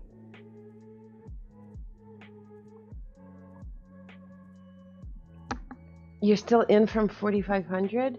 Okay. Might pump. I mean, it already pumped over here. You missed the initial drop. Right now, what I'm seeing is that there's more sell-offs going on than interest from the buyers. 50. Damn. That sucks. I mean, you could have doubled up over here if you wanted to and made your money back.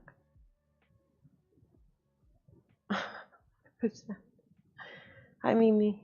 Meme. Chart magician. Oh god, it's you. Okay, go away. Yeah, guys, ignore magician. She doesn't know what he's talking about.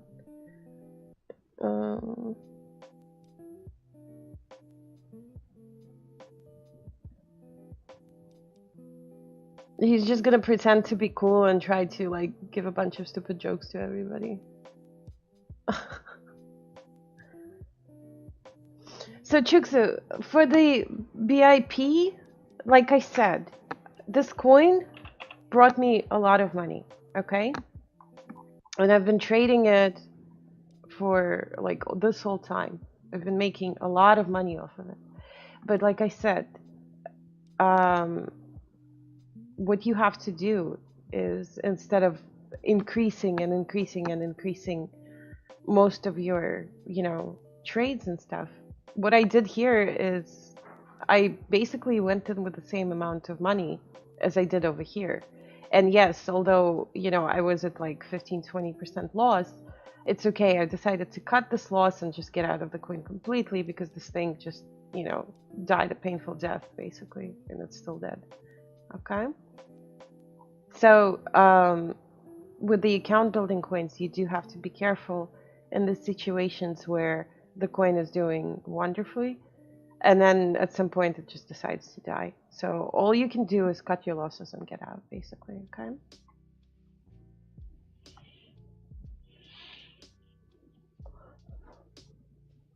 All right.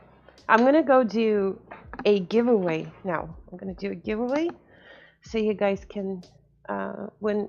It's either $50 worth of crypto, or we can also do Amazon gift card if you're in the United States. Let me see. I'm gonna open the giveaway. Okay. And you gotta type in raffle. Do it once. You gotta do this. Fuck. Can't type. There you go. This one, raffle. And I'm gonna close it in a little bit. No, it's exclamation mark raffle. Yeah.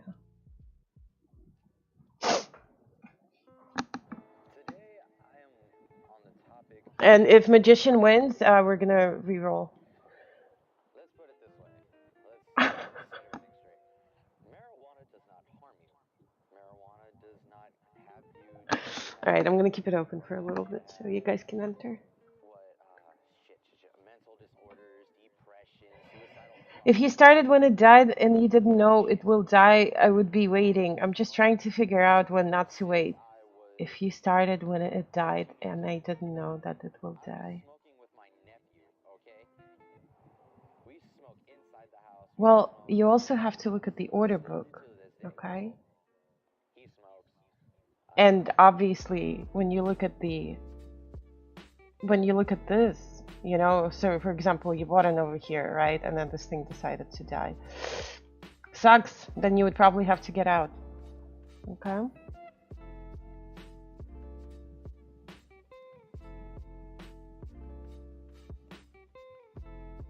How do you ban people from Twitch? I want to ban magician. I'm so crazy. Okay, Dancy Clone, thank you so much for following. Guys, make sure if you didn't follow me because this thing is, the giveaway thing is like weird.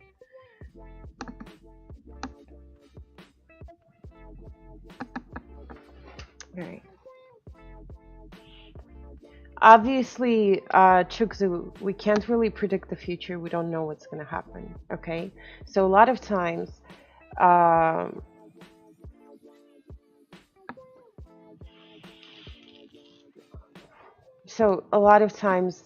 although the trades are successful, sometimes we do get into a situation when stuff like this happens, and all you can do is pretty much cut your losses.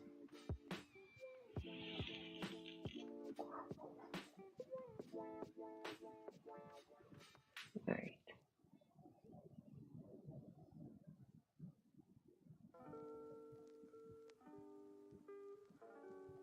WinCoin is gonna win. It's in the name. All right, guys, I'm closing the raffle, and I'm gonna draw. Everybody in? Anybody else? Last call. All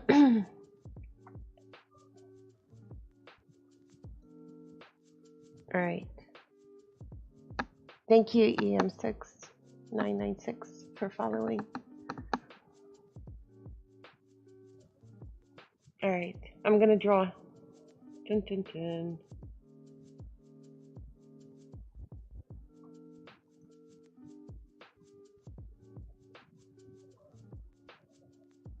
Edgar YT, you're the winner.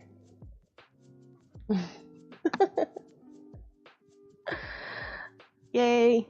Okay, message me on Twitch and tell me it's rigged. Okay, people, quit with your rigged things. Yeah, congrats. Um, Message me on Twitch, okay? And let me know how do you want your money.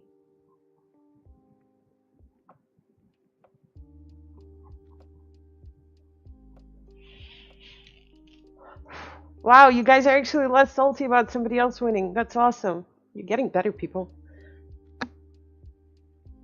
All right. Thanks, Kefir. Talk to you later. All right. Anyway, so yeah, that's pretty much it. That's what I wanted to talk to you guys about today. Be patient.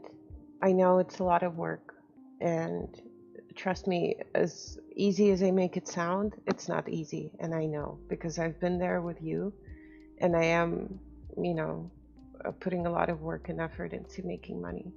But it's one of the safest ways to trade, especially if you just buy into the panic when um, you're trading in larger volume coins, okay?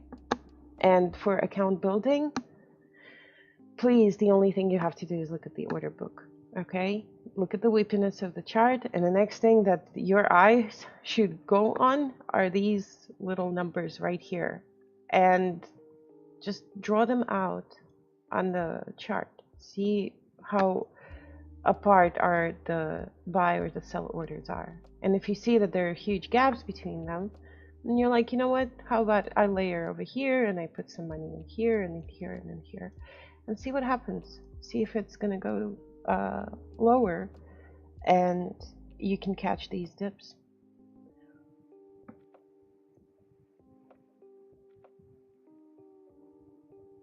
Right.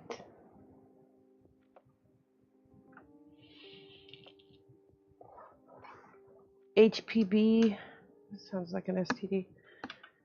HPB, BTC, and Cryptopia? I only have it in KuCoin.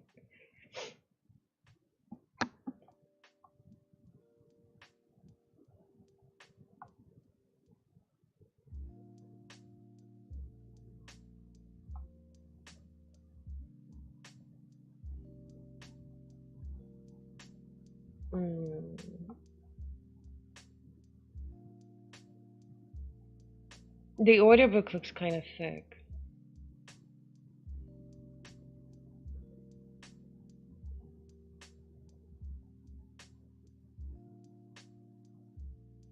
I mean, if you really want to, let me see. If you really want to get in, then I would probably, let me see what the,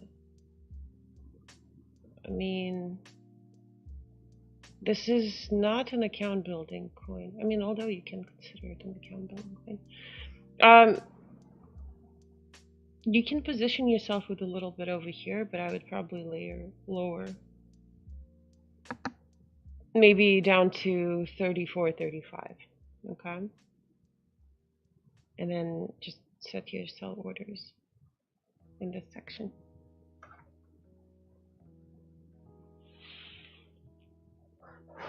Yeah, I'll try to bring Colton back. I know, I haven't spoken with him in a while. We've been like messaging each other once in a blue moon, like, what about this coin? Yay! Or like, this coin is crazy, yay, you know? But yeah, I'll bring him back on. I'll ask him if he wants to come and talk to us.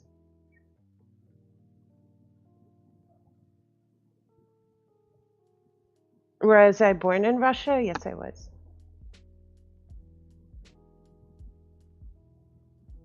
All right. AB is not easy, okay? You cannot go in there with freaking out and saying, oh my God, I'm going to lose the rest of my money.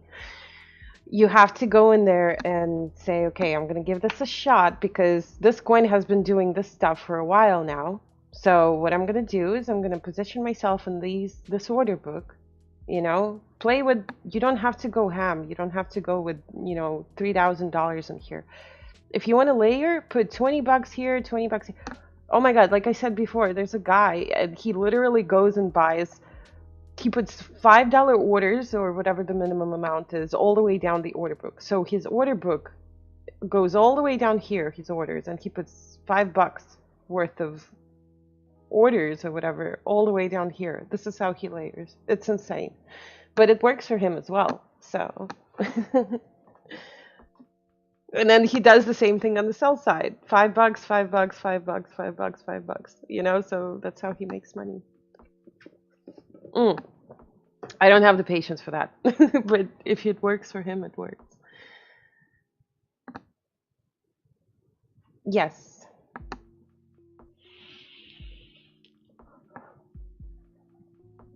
The only way you're going to feel comfortable trading crypto is if you start believing in yourself, okay? And by doing it, by positioning yourself safely in a trade, by not depending on what people say about BTC, by not feeding into FOD and FOMO, you're going to be a more developed trader, okay? You're going to avoid all of this FOD and FOMO because the only thing that you'll need, like I do, is the chart.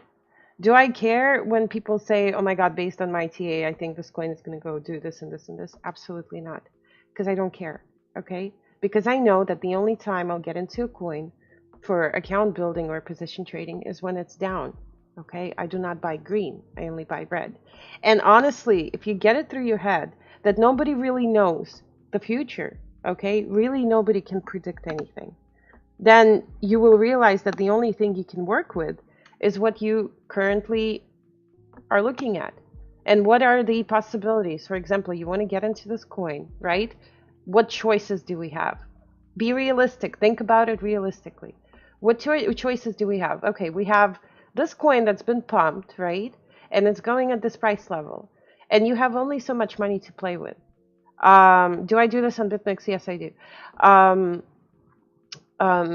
You can position yourself in a trade, but you should also be prepared in case this thing goes lower and lower and lower, okay? And by being prepared for these kind of situations, you're becoming a safer and a better trader. Chuksu, I don't know how to show you how to cancel. Can anybody show him how to cancel orders? I'm not technical support. I mean, oh my God, people, how do you even trade? I swear. Jesus Christ. Let me see. Okay, you go on KuCoin. Which coin are you trading right now? Give me one. I'll do you a favor. I'll help you out.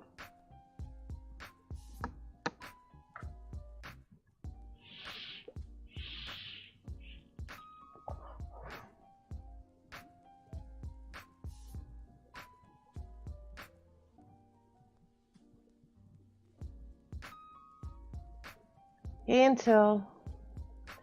This is a technical support session. I'm showing people how to cancel orders on KuCoin. Chuksu, give me a coin that you're trading right now.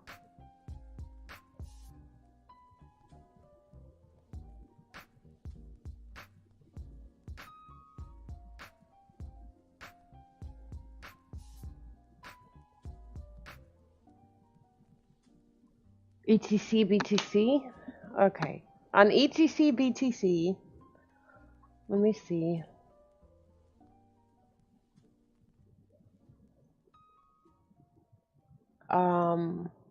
Go into the coin.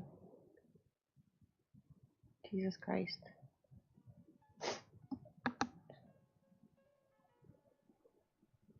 Where's the stupid coin? BTC. Okay, go into the coin. It's going to take you to the it's going to take you to the coin screen, right?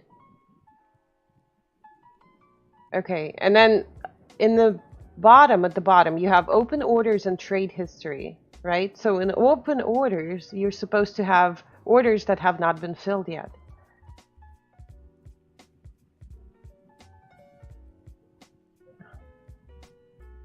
No, he's not a master troll. The guy has legit questions. It's fine. BB, you're such a dick. Oh my God, stop.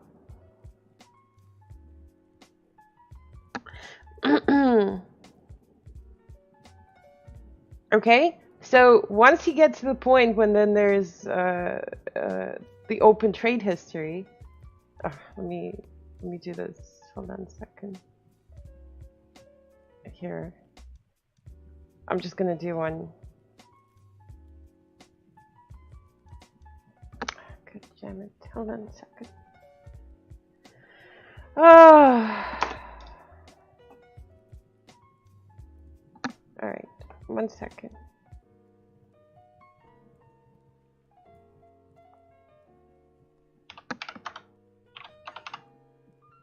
Alright.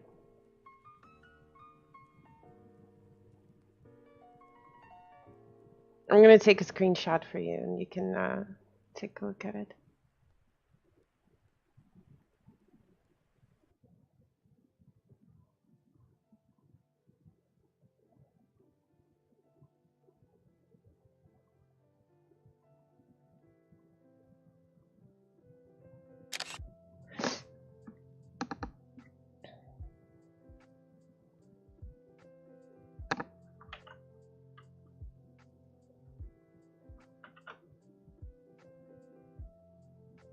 Only a few? Okay, look. Look at my screenshot. Is he on mobile? Jesus Christ. I don't know how to do it on mobile.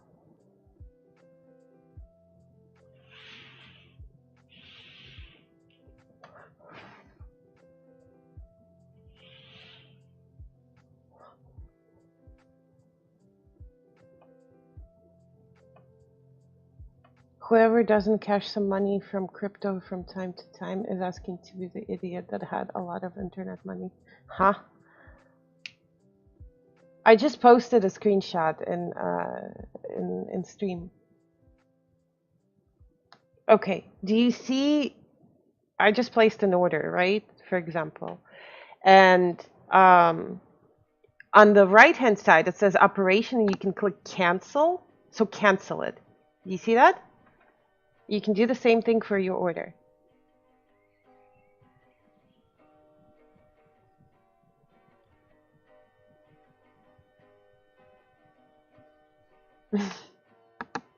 Well, they have to make money first until in order to cash out, because so far they've been losing it. Hello, this is technical support. Can I help you?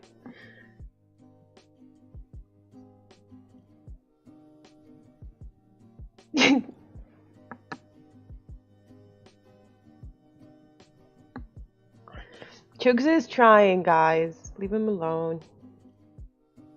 What do you mean it doesn't give you that option? Are you logged in? Oh my god. Oh my god, I swear. Jesus Christ.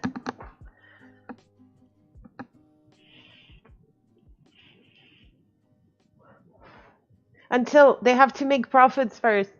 Why do you think they're sitting here listening to me? Do you honestly think they've made money? Once they make a lot of money, they will cash out. I don't know. I don't have the app. I only have it on my. I only trade KuCoin on my computer. Okay.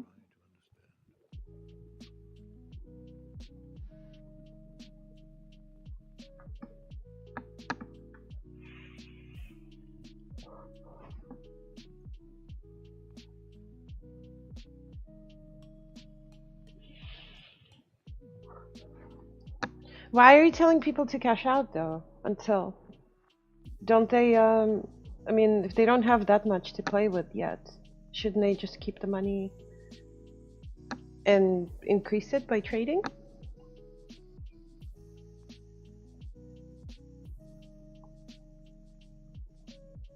Anyway, Chicks, if you're gonna send me your screenshot, make sure you do it on the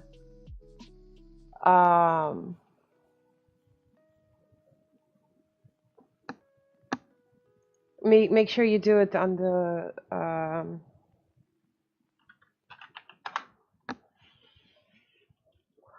on Discord. Do it on Discord.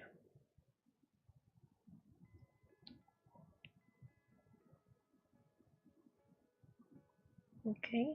So make money. Do it either through account building or position trading, depending on how much you have.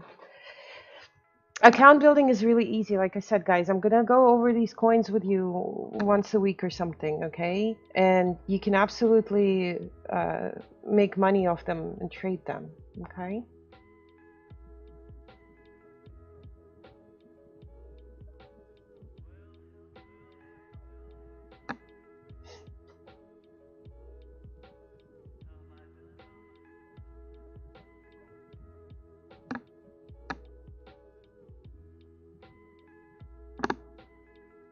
Okay? Chixu, let me know how it works out.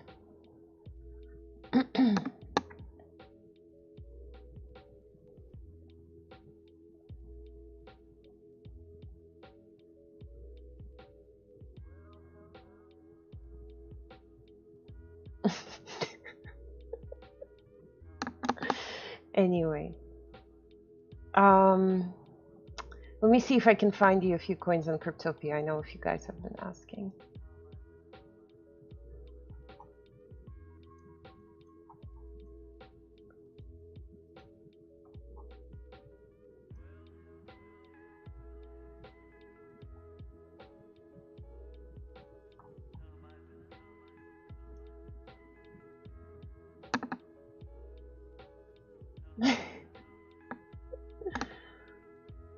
Gilga, you're terrible.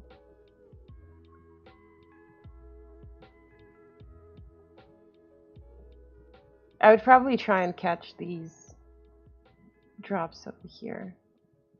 Although the order book doesn't look thin enough. But,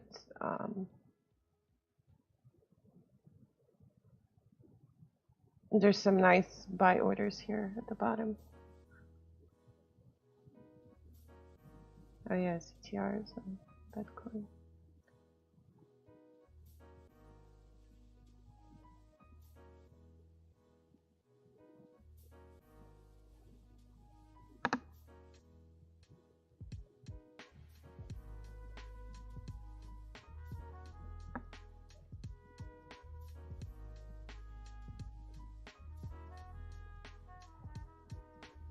Honestly, I've completely moved from Cryptopia over to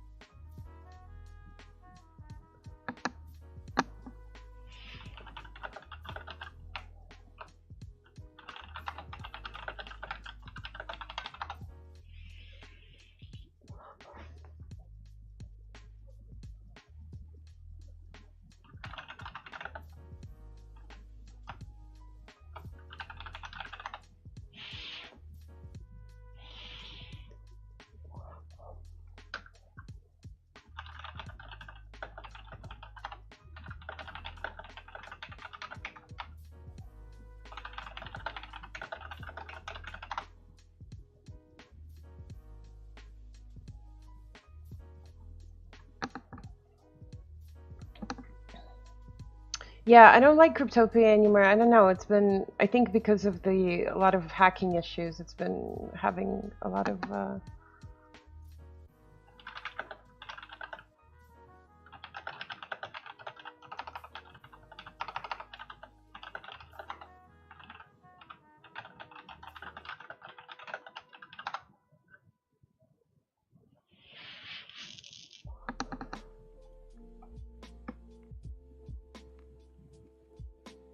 This one is not bad. Look at this coin.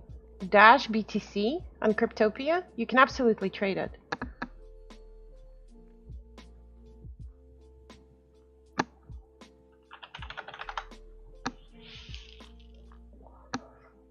What coins would you recommend to start trading with as a newbie? Kurosaki, it depends on how much money you have.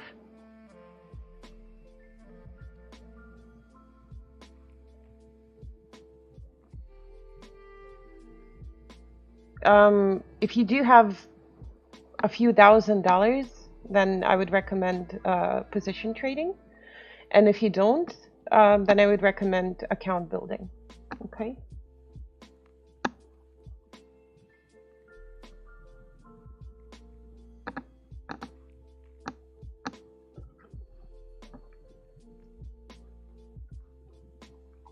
These kind of coins, guys, I wouldn't recommend trading because the volume, this is when I say the volume is non-existent, okay? This is not good.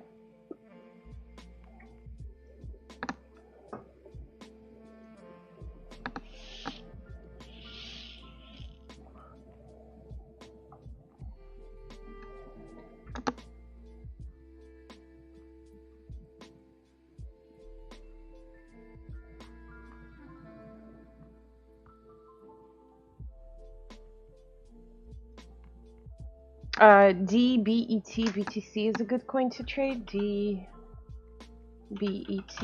BTC. Okay.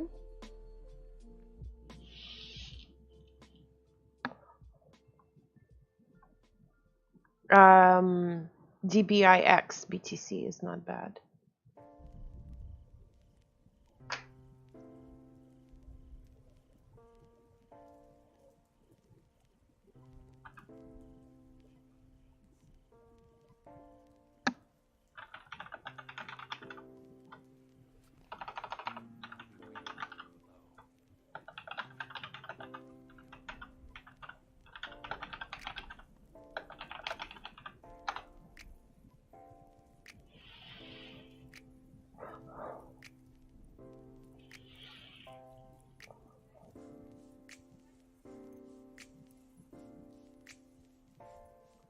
Until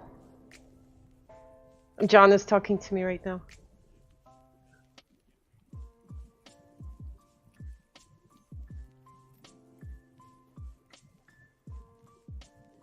This is more for AB, guys. Okay, this is more for AB. I'm just going down the order book and I'm looking at the previous swings. Because he can actually, this is in between. He's saying he reported me for threatening him. What the hell? He's talking from his other account, apparently, because the other one got banned. Please. He's also in Coin Launcher, by the way. Yes, he is. He is a scammer. He basically took people's money and made buckets. Guys, and I have to warn everybody on my stream, do not listen to people who ask you for money. Okay? Do not give them any money because they will... Can you check if it's a troll or not? Because I'm like, yo, who the hell are you? And he's like, it's me, John. I'm like, yeah, okay, cool. If somebody's telling you that they will take your money and make thousands of dollars for you, do not believe them because they don't know what they're doing. Okay, it's not John.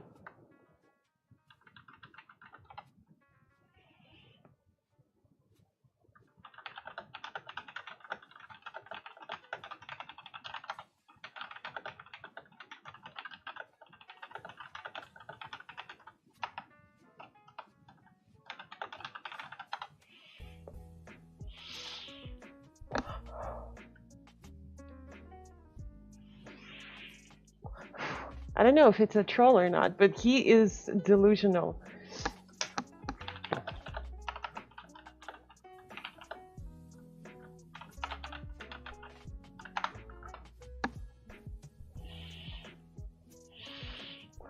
Yeah, exactly. Just be careful because there's a lot of scammers out there.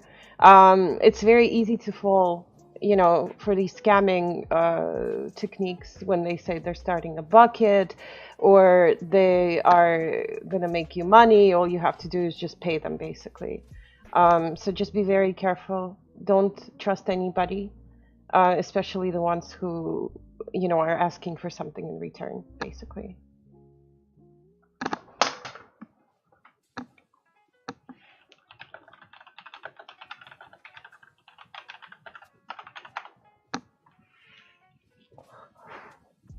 No, it's not John. It's somebody else trolling. Never mind.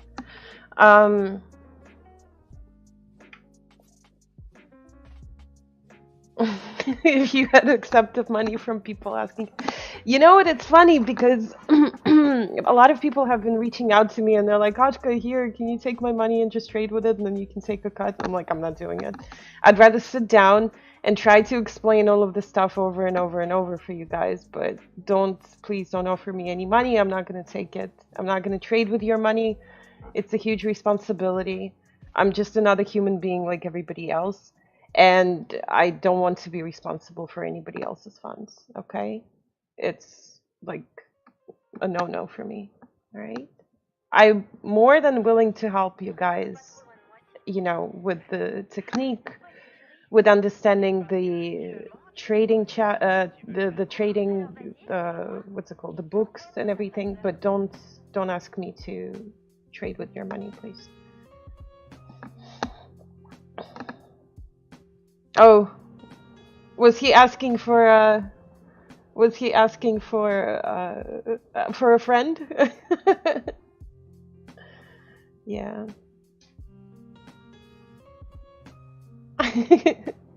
Did we avoid being bearish on one day candle until? Please tell me. Until is the he's a friend of mine and he's a technical analysis person. If no, somebody doesn't know who I'm talking about, he's a great individual, and although I don't follow TA, I know he's been very good with his trades as well. So feel free to follow him.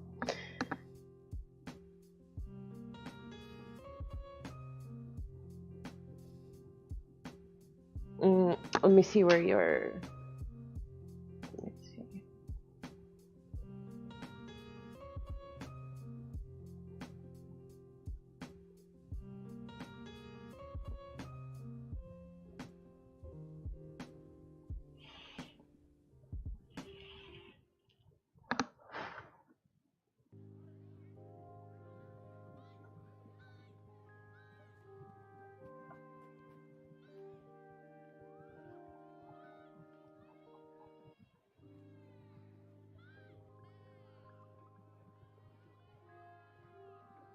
Stream links.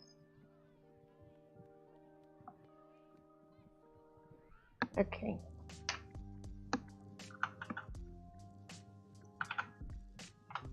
Okay, that's Until's link, but you guys, like I said, there's a difference between technical analysis and the way I trade.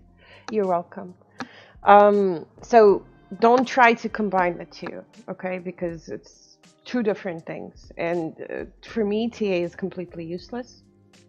I can make money without it. And I'm not saying TA doesn't work, it just doesn't work for me.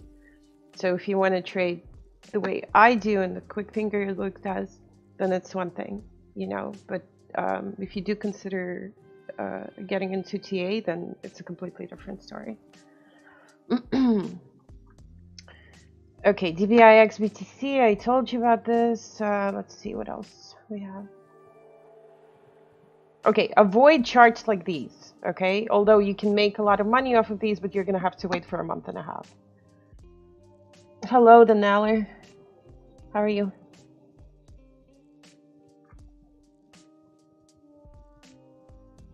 Mm-hmm.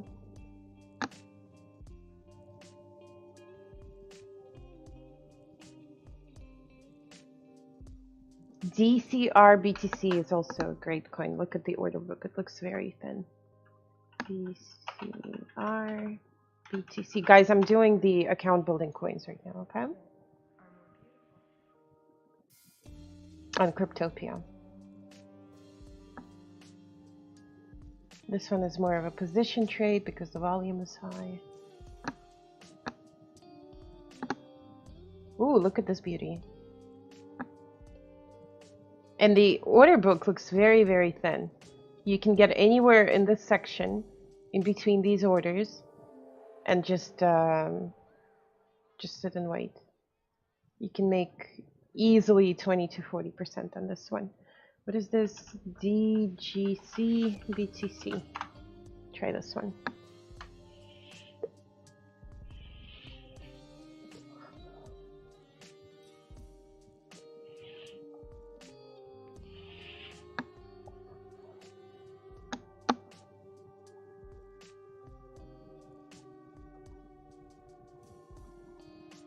You can also try playing DGPT BTC.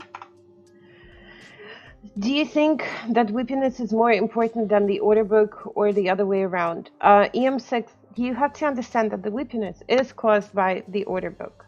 You're stuck in it. Don't sell, okay? Don't sell it, boss. because let's see.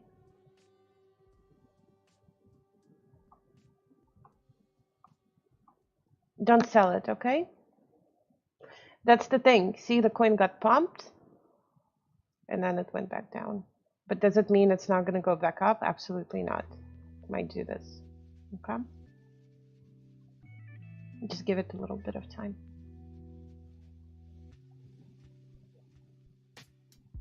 How does your method work on BitMEX if BitMEX's order book is nuts? This is for account building. For BitMEX, like I said, I only go long, okay? And I'll show you how I do it. I'll explain it to you guys again.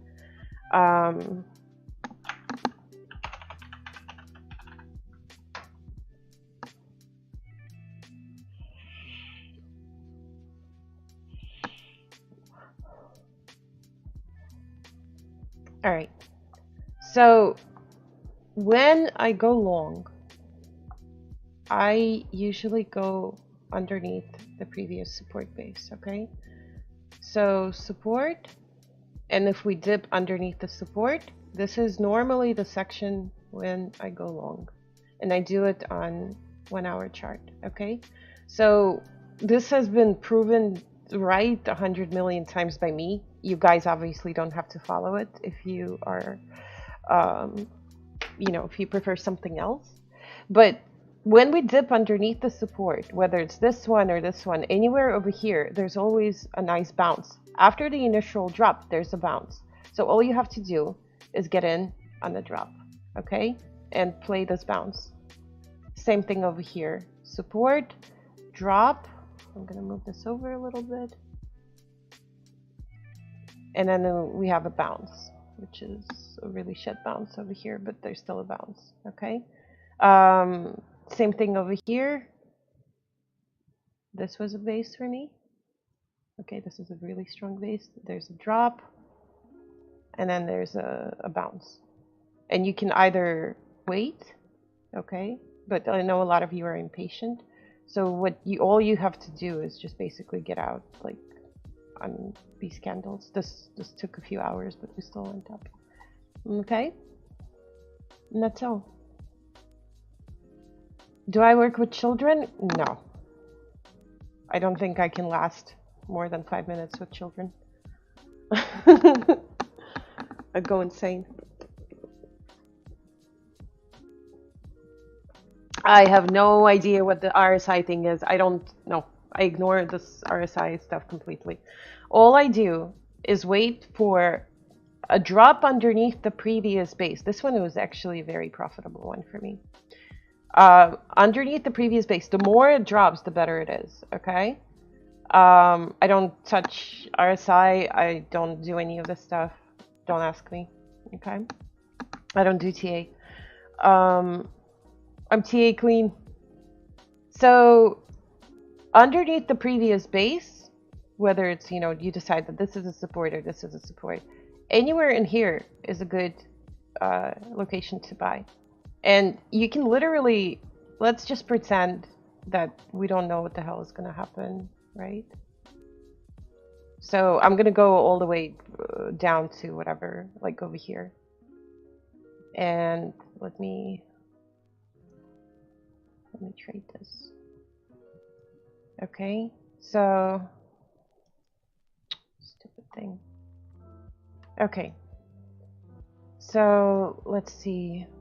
So we have a base, then break. You can go long anywhere over here, essentially. Okay. Same thing over here. This is a base, and then go long and sell on the first bounce. I wouldn't touch this. I would be careful. And then whether this is a base or this is a base, you can pretty much go long anywhere over here and just trade the bounce, you know. All you have to do is wait for this thing to go underneath the base, drop, and go long. Okay? But you also have to make sure it's under the base. Like this thing right here, yes, it is under the base still.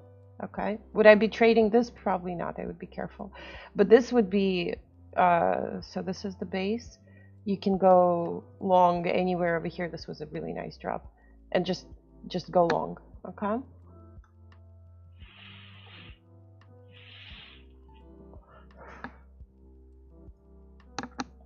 Because the reason why trading the panic is very profitable is because the stronger the panic is, you know, you see how long this red candle is, right? And how uh, low it goes underneath the previous support.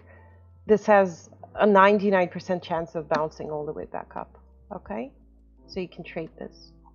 Same thing over here. Any of this can be, you could have gone long, basically. Whether it's this base that you're considering or this base that you're considering, anywhere in these sections you can go long. Okay. And yeah, so next time I'm gonna go long is I'm going to wait for this coin to break a base, and when it panics and drops, hello, here, when it panics and drops, if we're gonna go underneath this base right here,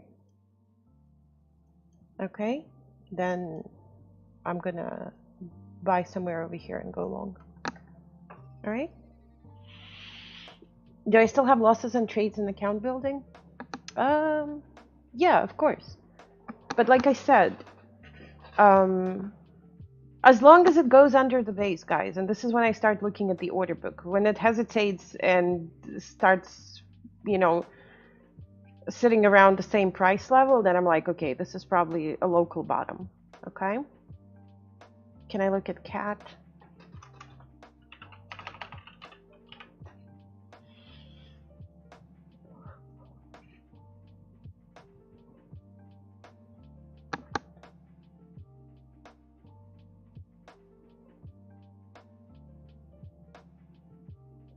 Yeah. With cat, because we do have a 3 BTC, 3.6 BTC order sitting here, which is a large order if you think about it. I would say this is probably a good spot to buy. Let me see. Yeah, you can buy somewhere in this section, but if I was you, I would probably also layer somewhere lower. Maybe put a few orders in this section right here. Okay. You can buy here, but I would layer lower because who knows what's going to happen with this one. How many position trades do I make approximately a day? I don't know, like 5 or 6. It depends. I'm in this coin right now. I'm not going to tell you which coin it is because you guys are going to come in and ruin my order book. It's a very thin order book. And I've been, it's on KuCoin. I've been trading it twice or 3 times a day successfully with like anywhere from 10 to 20% bounces. Do I use volume graphs too? No, I don't. Oh my God, Magician, you came in too late. I was talking about it earlier. No, I don't use I don't use volume on low coins. I use volume. Hi, Ethereum fan. How are you? I use volume on position trading, which are larger coins. But the lower ones, the low volume coins, I ignore it completely. Do I use my hands while trading? Any other questions? Why is the grass green? Do I provide calls or signals anywhere? No, I don't. I'm not about calls or signals. You guys decide which coins you want to trade.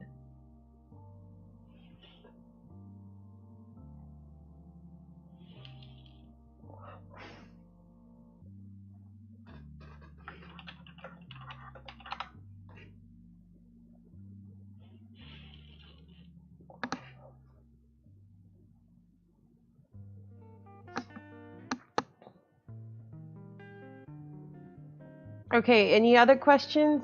Anybody else needs to know how to cancel an order on exchange, or am I good?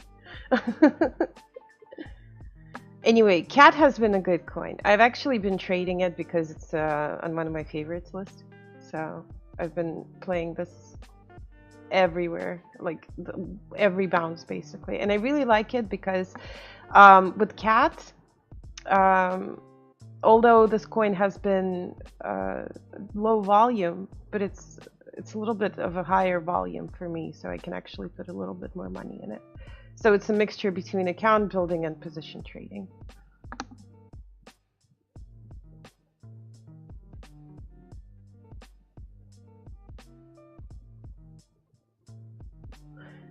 Ethereum fan, I'm not sure what you want. I mean, yeah, you're in Cat too. That's awesome. Yeah. I'm not sure what you want me to prove to you, honey. Do you want me to sit here and prove to you that this method works? Or how do you want me to show you that it's working in real time? You want me to sit here and babysit you with my trades? I mean, do you need babysitting? Or you can trade on your own? If you don't want to do it, then don't do it. It's your thing.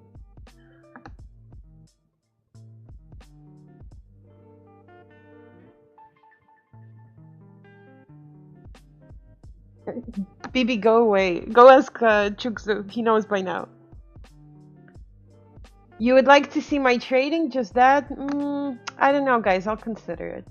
I don't know. I don't like to sit there and show you my trades because it doesn't work like that.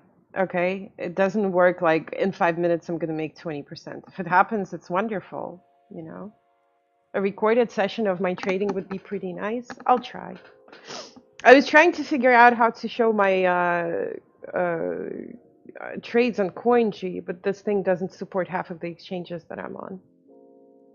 I'll consider it. I don't like it when people sit there and judge my trades. I want you guys to do the stuff on your own.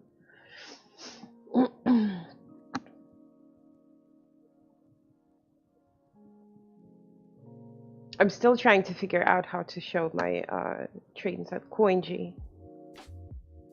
My favorite exchanges, Bittrex, KuCoin for sure. Binance I hate because it's high volume and the only thing I do there is position trade. Hi Dumpsack, how are you?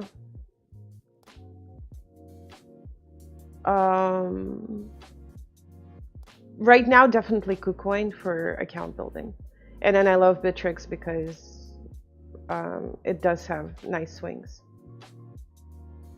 Okay, I mean then use Binance. You know, I don't need to use Binance because the only thing I need to use it for is if there's a large volume coin tanking, then I come in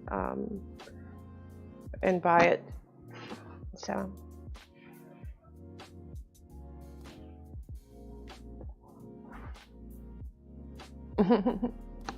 Right? Definitely try to get into CAT. It's a great coin to to account build on. But just be careful because if a lot of people get in there, the order book becomes too thick. Okay.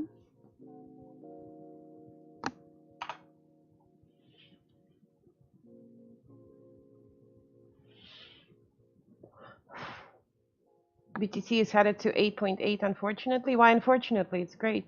If it dumps, then I'll nibble a little bit.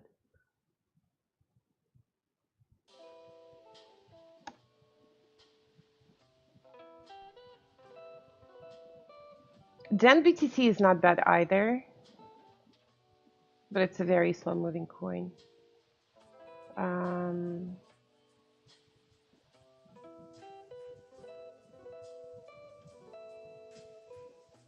I was just going over this KuCoin stuff yesterday. eBTC Ethereum is not bad if anybody wants to trade. These swings are pretty decent, and the order book looks very nice and thin.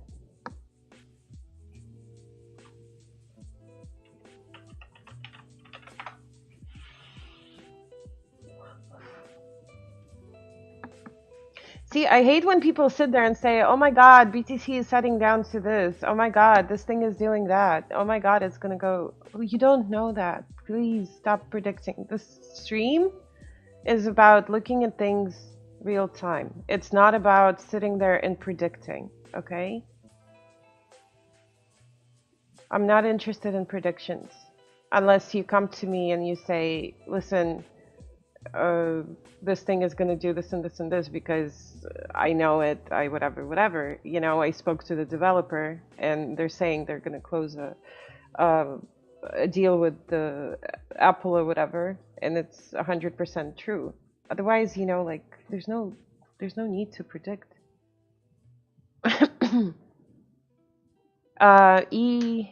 E ELEC Ethereum is a great coin because I'm looking at the order book. It doesn't look bad at all. ELEC Ethereum. These are in KuCoins. Okay. Elf is Elf.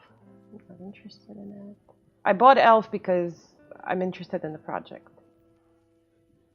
Okay. Dumpsack. We don't do TA here. You're in the wrong server, in the wrong Discord. I mean, not Discord, in the wrong stream for that one. Okay.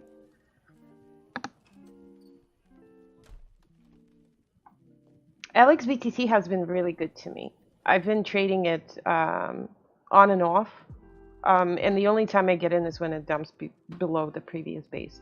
The order book looks kind of thick, but I'm considering more of a position trade than account building. So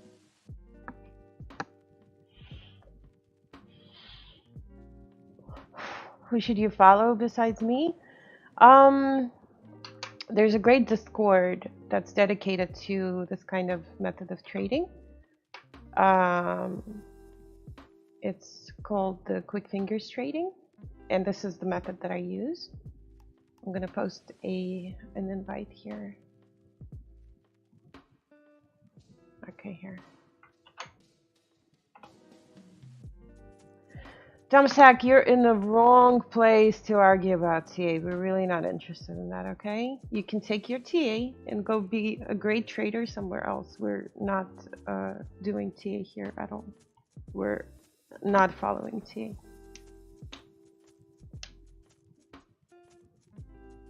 Yeah, that Discord has a lot of information. Baseline Security is the guy who owns it, and he put together a lot of very useful information there. You get everything from scanners to alerts to all kinds of useful tools. There's also a calculator that one dude made, and I'm trying to find it for you so I can show it.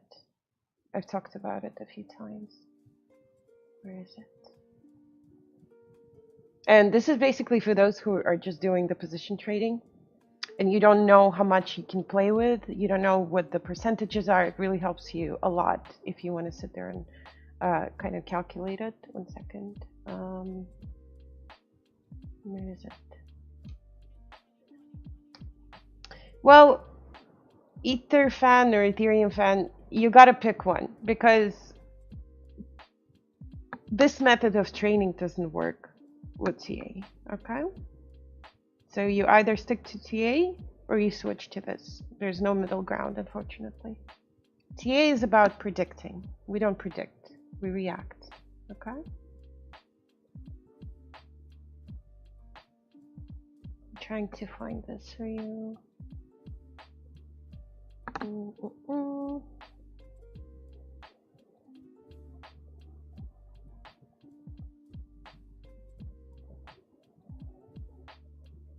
I don't know where it is.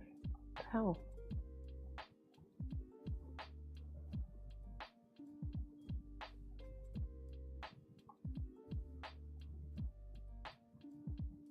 Alright, BB. I'll talk to you later. You're my favorite troll here.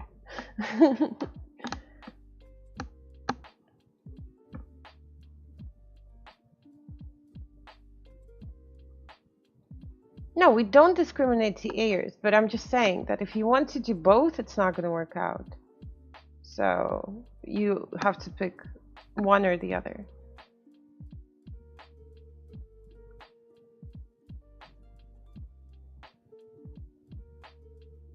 Yeah, Chukzu, I'm your personal technical support, a teacher, a mentor, everything else. Absolutely. Give me 1 second.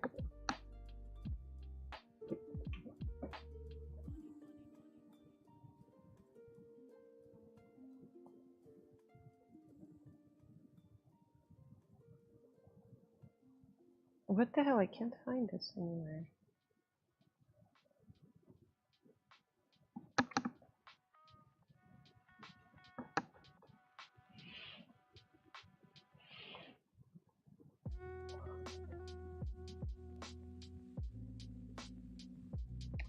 Margin trading.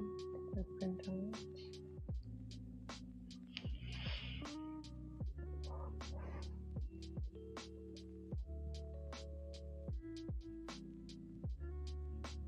All right, I'll find the spreadsheet later. I'll look at it. Basically, it's a spreadsheet that helps you calculate what money, how much, and at what percentages underneath the base you should invest when you're trading a coin, when it comes to position trading. It's really, really helpful. I can't find it for some reason.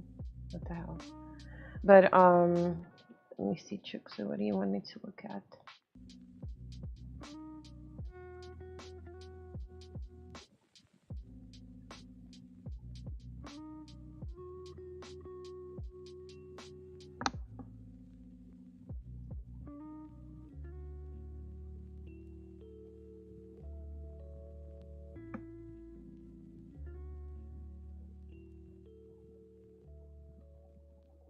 Maybe your screen is too little from what I'm seeing. Is there any way you can scroll to the side? Because I mean, there has to be a button there.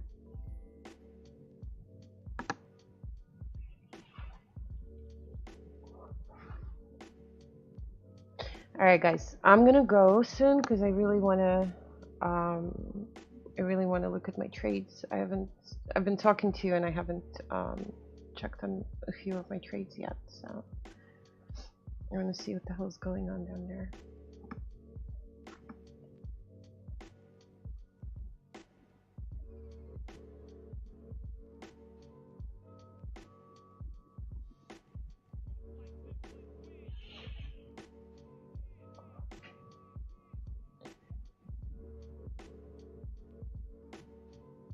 Okay, Chuksu, do this. Go into assets and then go into open orders, and then you can see your open orders there, and you can cancel the ones that you don't want. There you go. I fixed it for you.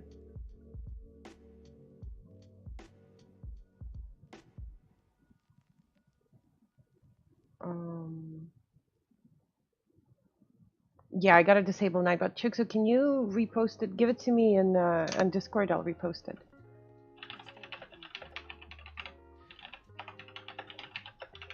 Stay forever.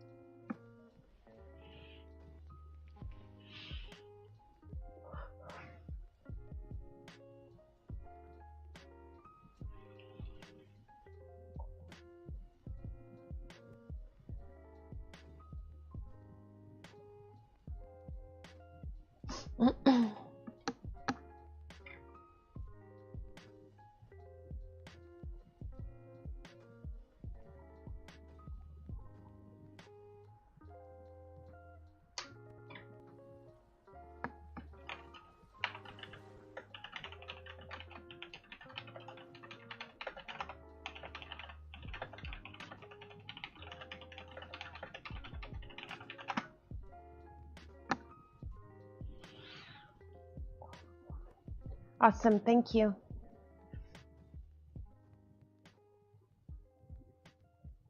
Okay, here's the base calculator. Thank you, Chuksu. You're amazing. Let me see.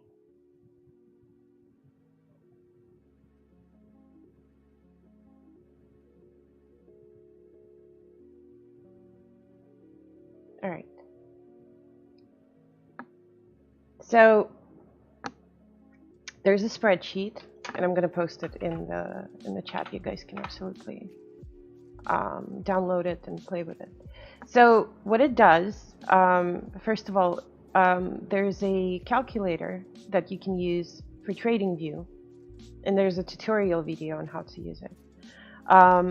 What it does is it automatically calculates the previous support basis for you, okay? And then this thing right here is the actual calculator. So what you can do here is you have a base, right? So for example, if we're going to look at this coin right here. Let's just say our base is 16.5, right? So you type in the base 16.5, and then it automatically calculates for you the percentage drops and how much money you should invest at each drop, basically. And the same thing happens on the sell side. Is if you're 10% in profit or whatever percent in profit, it will tell you at which price level to set up your sells and what the amount should be. And it's a very, very useful calculator, and it does help you a lot in case you're wondering how much you can afford to play with if you're just, if you have so much money, basically. So if you're playing BTC, it will calculate the percentages for BTC for you.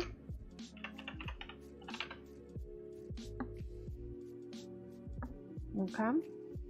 So for example, it's going to use this base or whatever, like let's just say this base, right?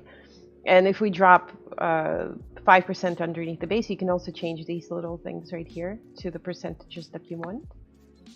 And it will tell you how much you should invest and how much you're expecting to make, basically. So it's a very useful calculator for those who are just starting out, basically, all right?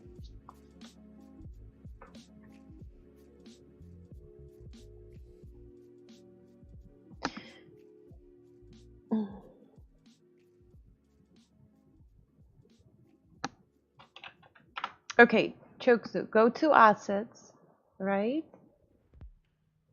And on the left-hand side, you're going to see open orders. So click that, and then you'll see all of your open orders there, and you can cancel the ones that you don't want manually, like that. Okay. All right, guys. Thank you so much for tuning in. I'm gonna go. I will be streaming in a few days again, and I'll go over a few more coins that you guys want me to look at. Also, please keep in mind that, like I said before, the coin or the market or whatever is still going to do what it's going to do, okay? And make sure that you have open mind to whatever is going to happen, okay? I want you to be prepared for any situation that's out there. If BTC decides to drop, 20% below the base, I want you to be able to trade that comfortably and make money on that, okay?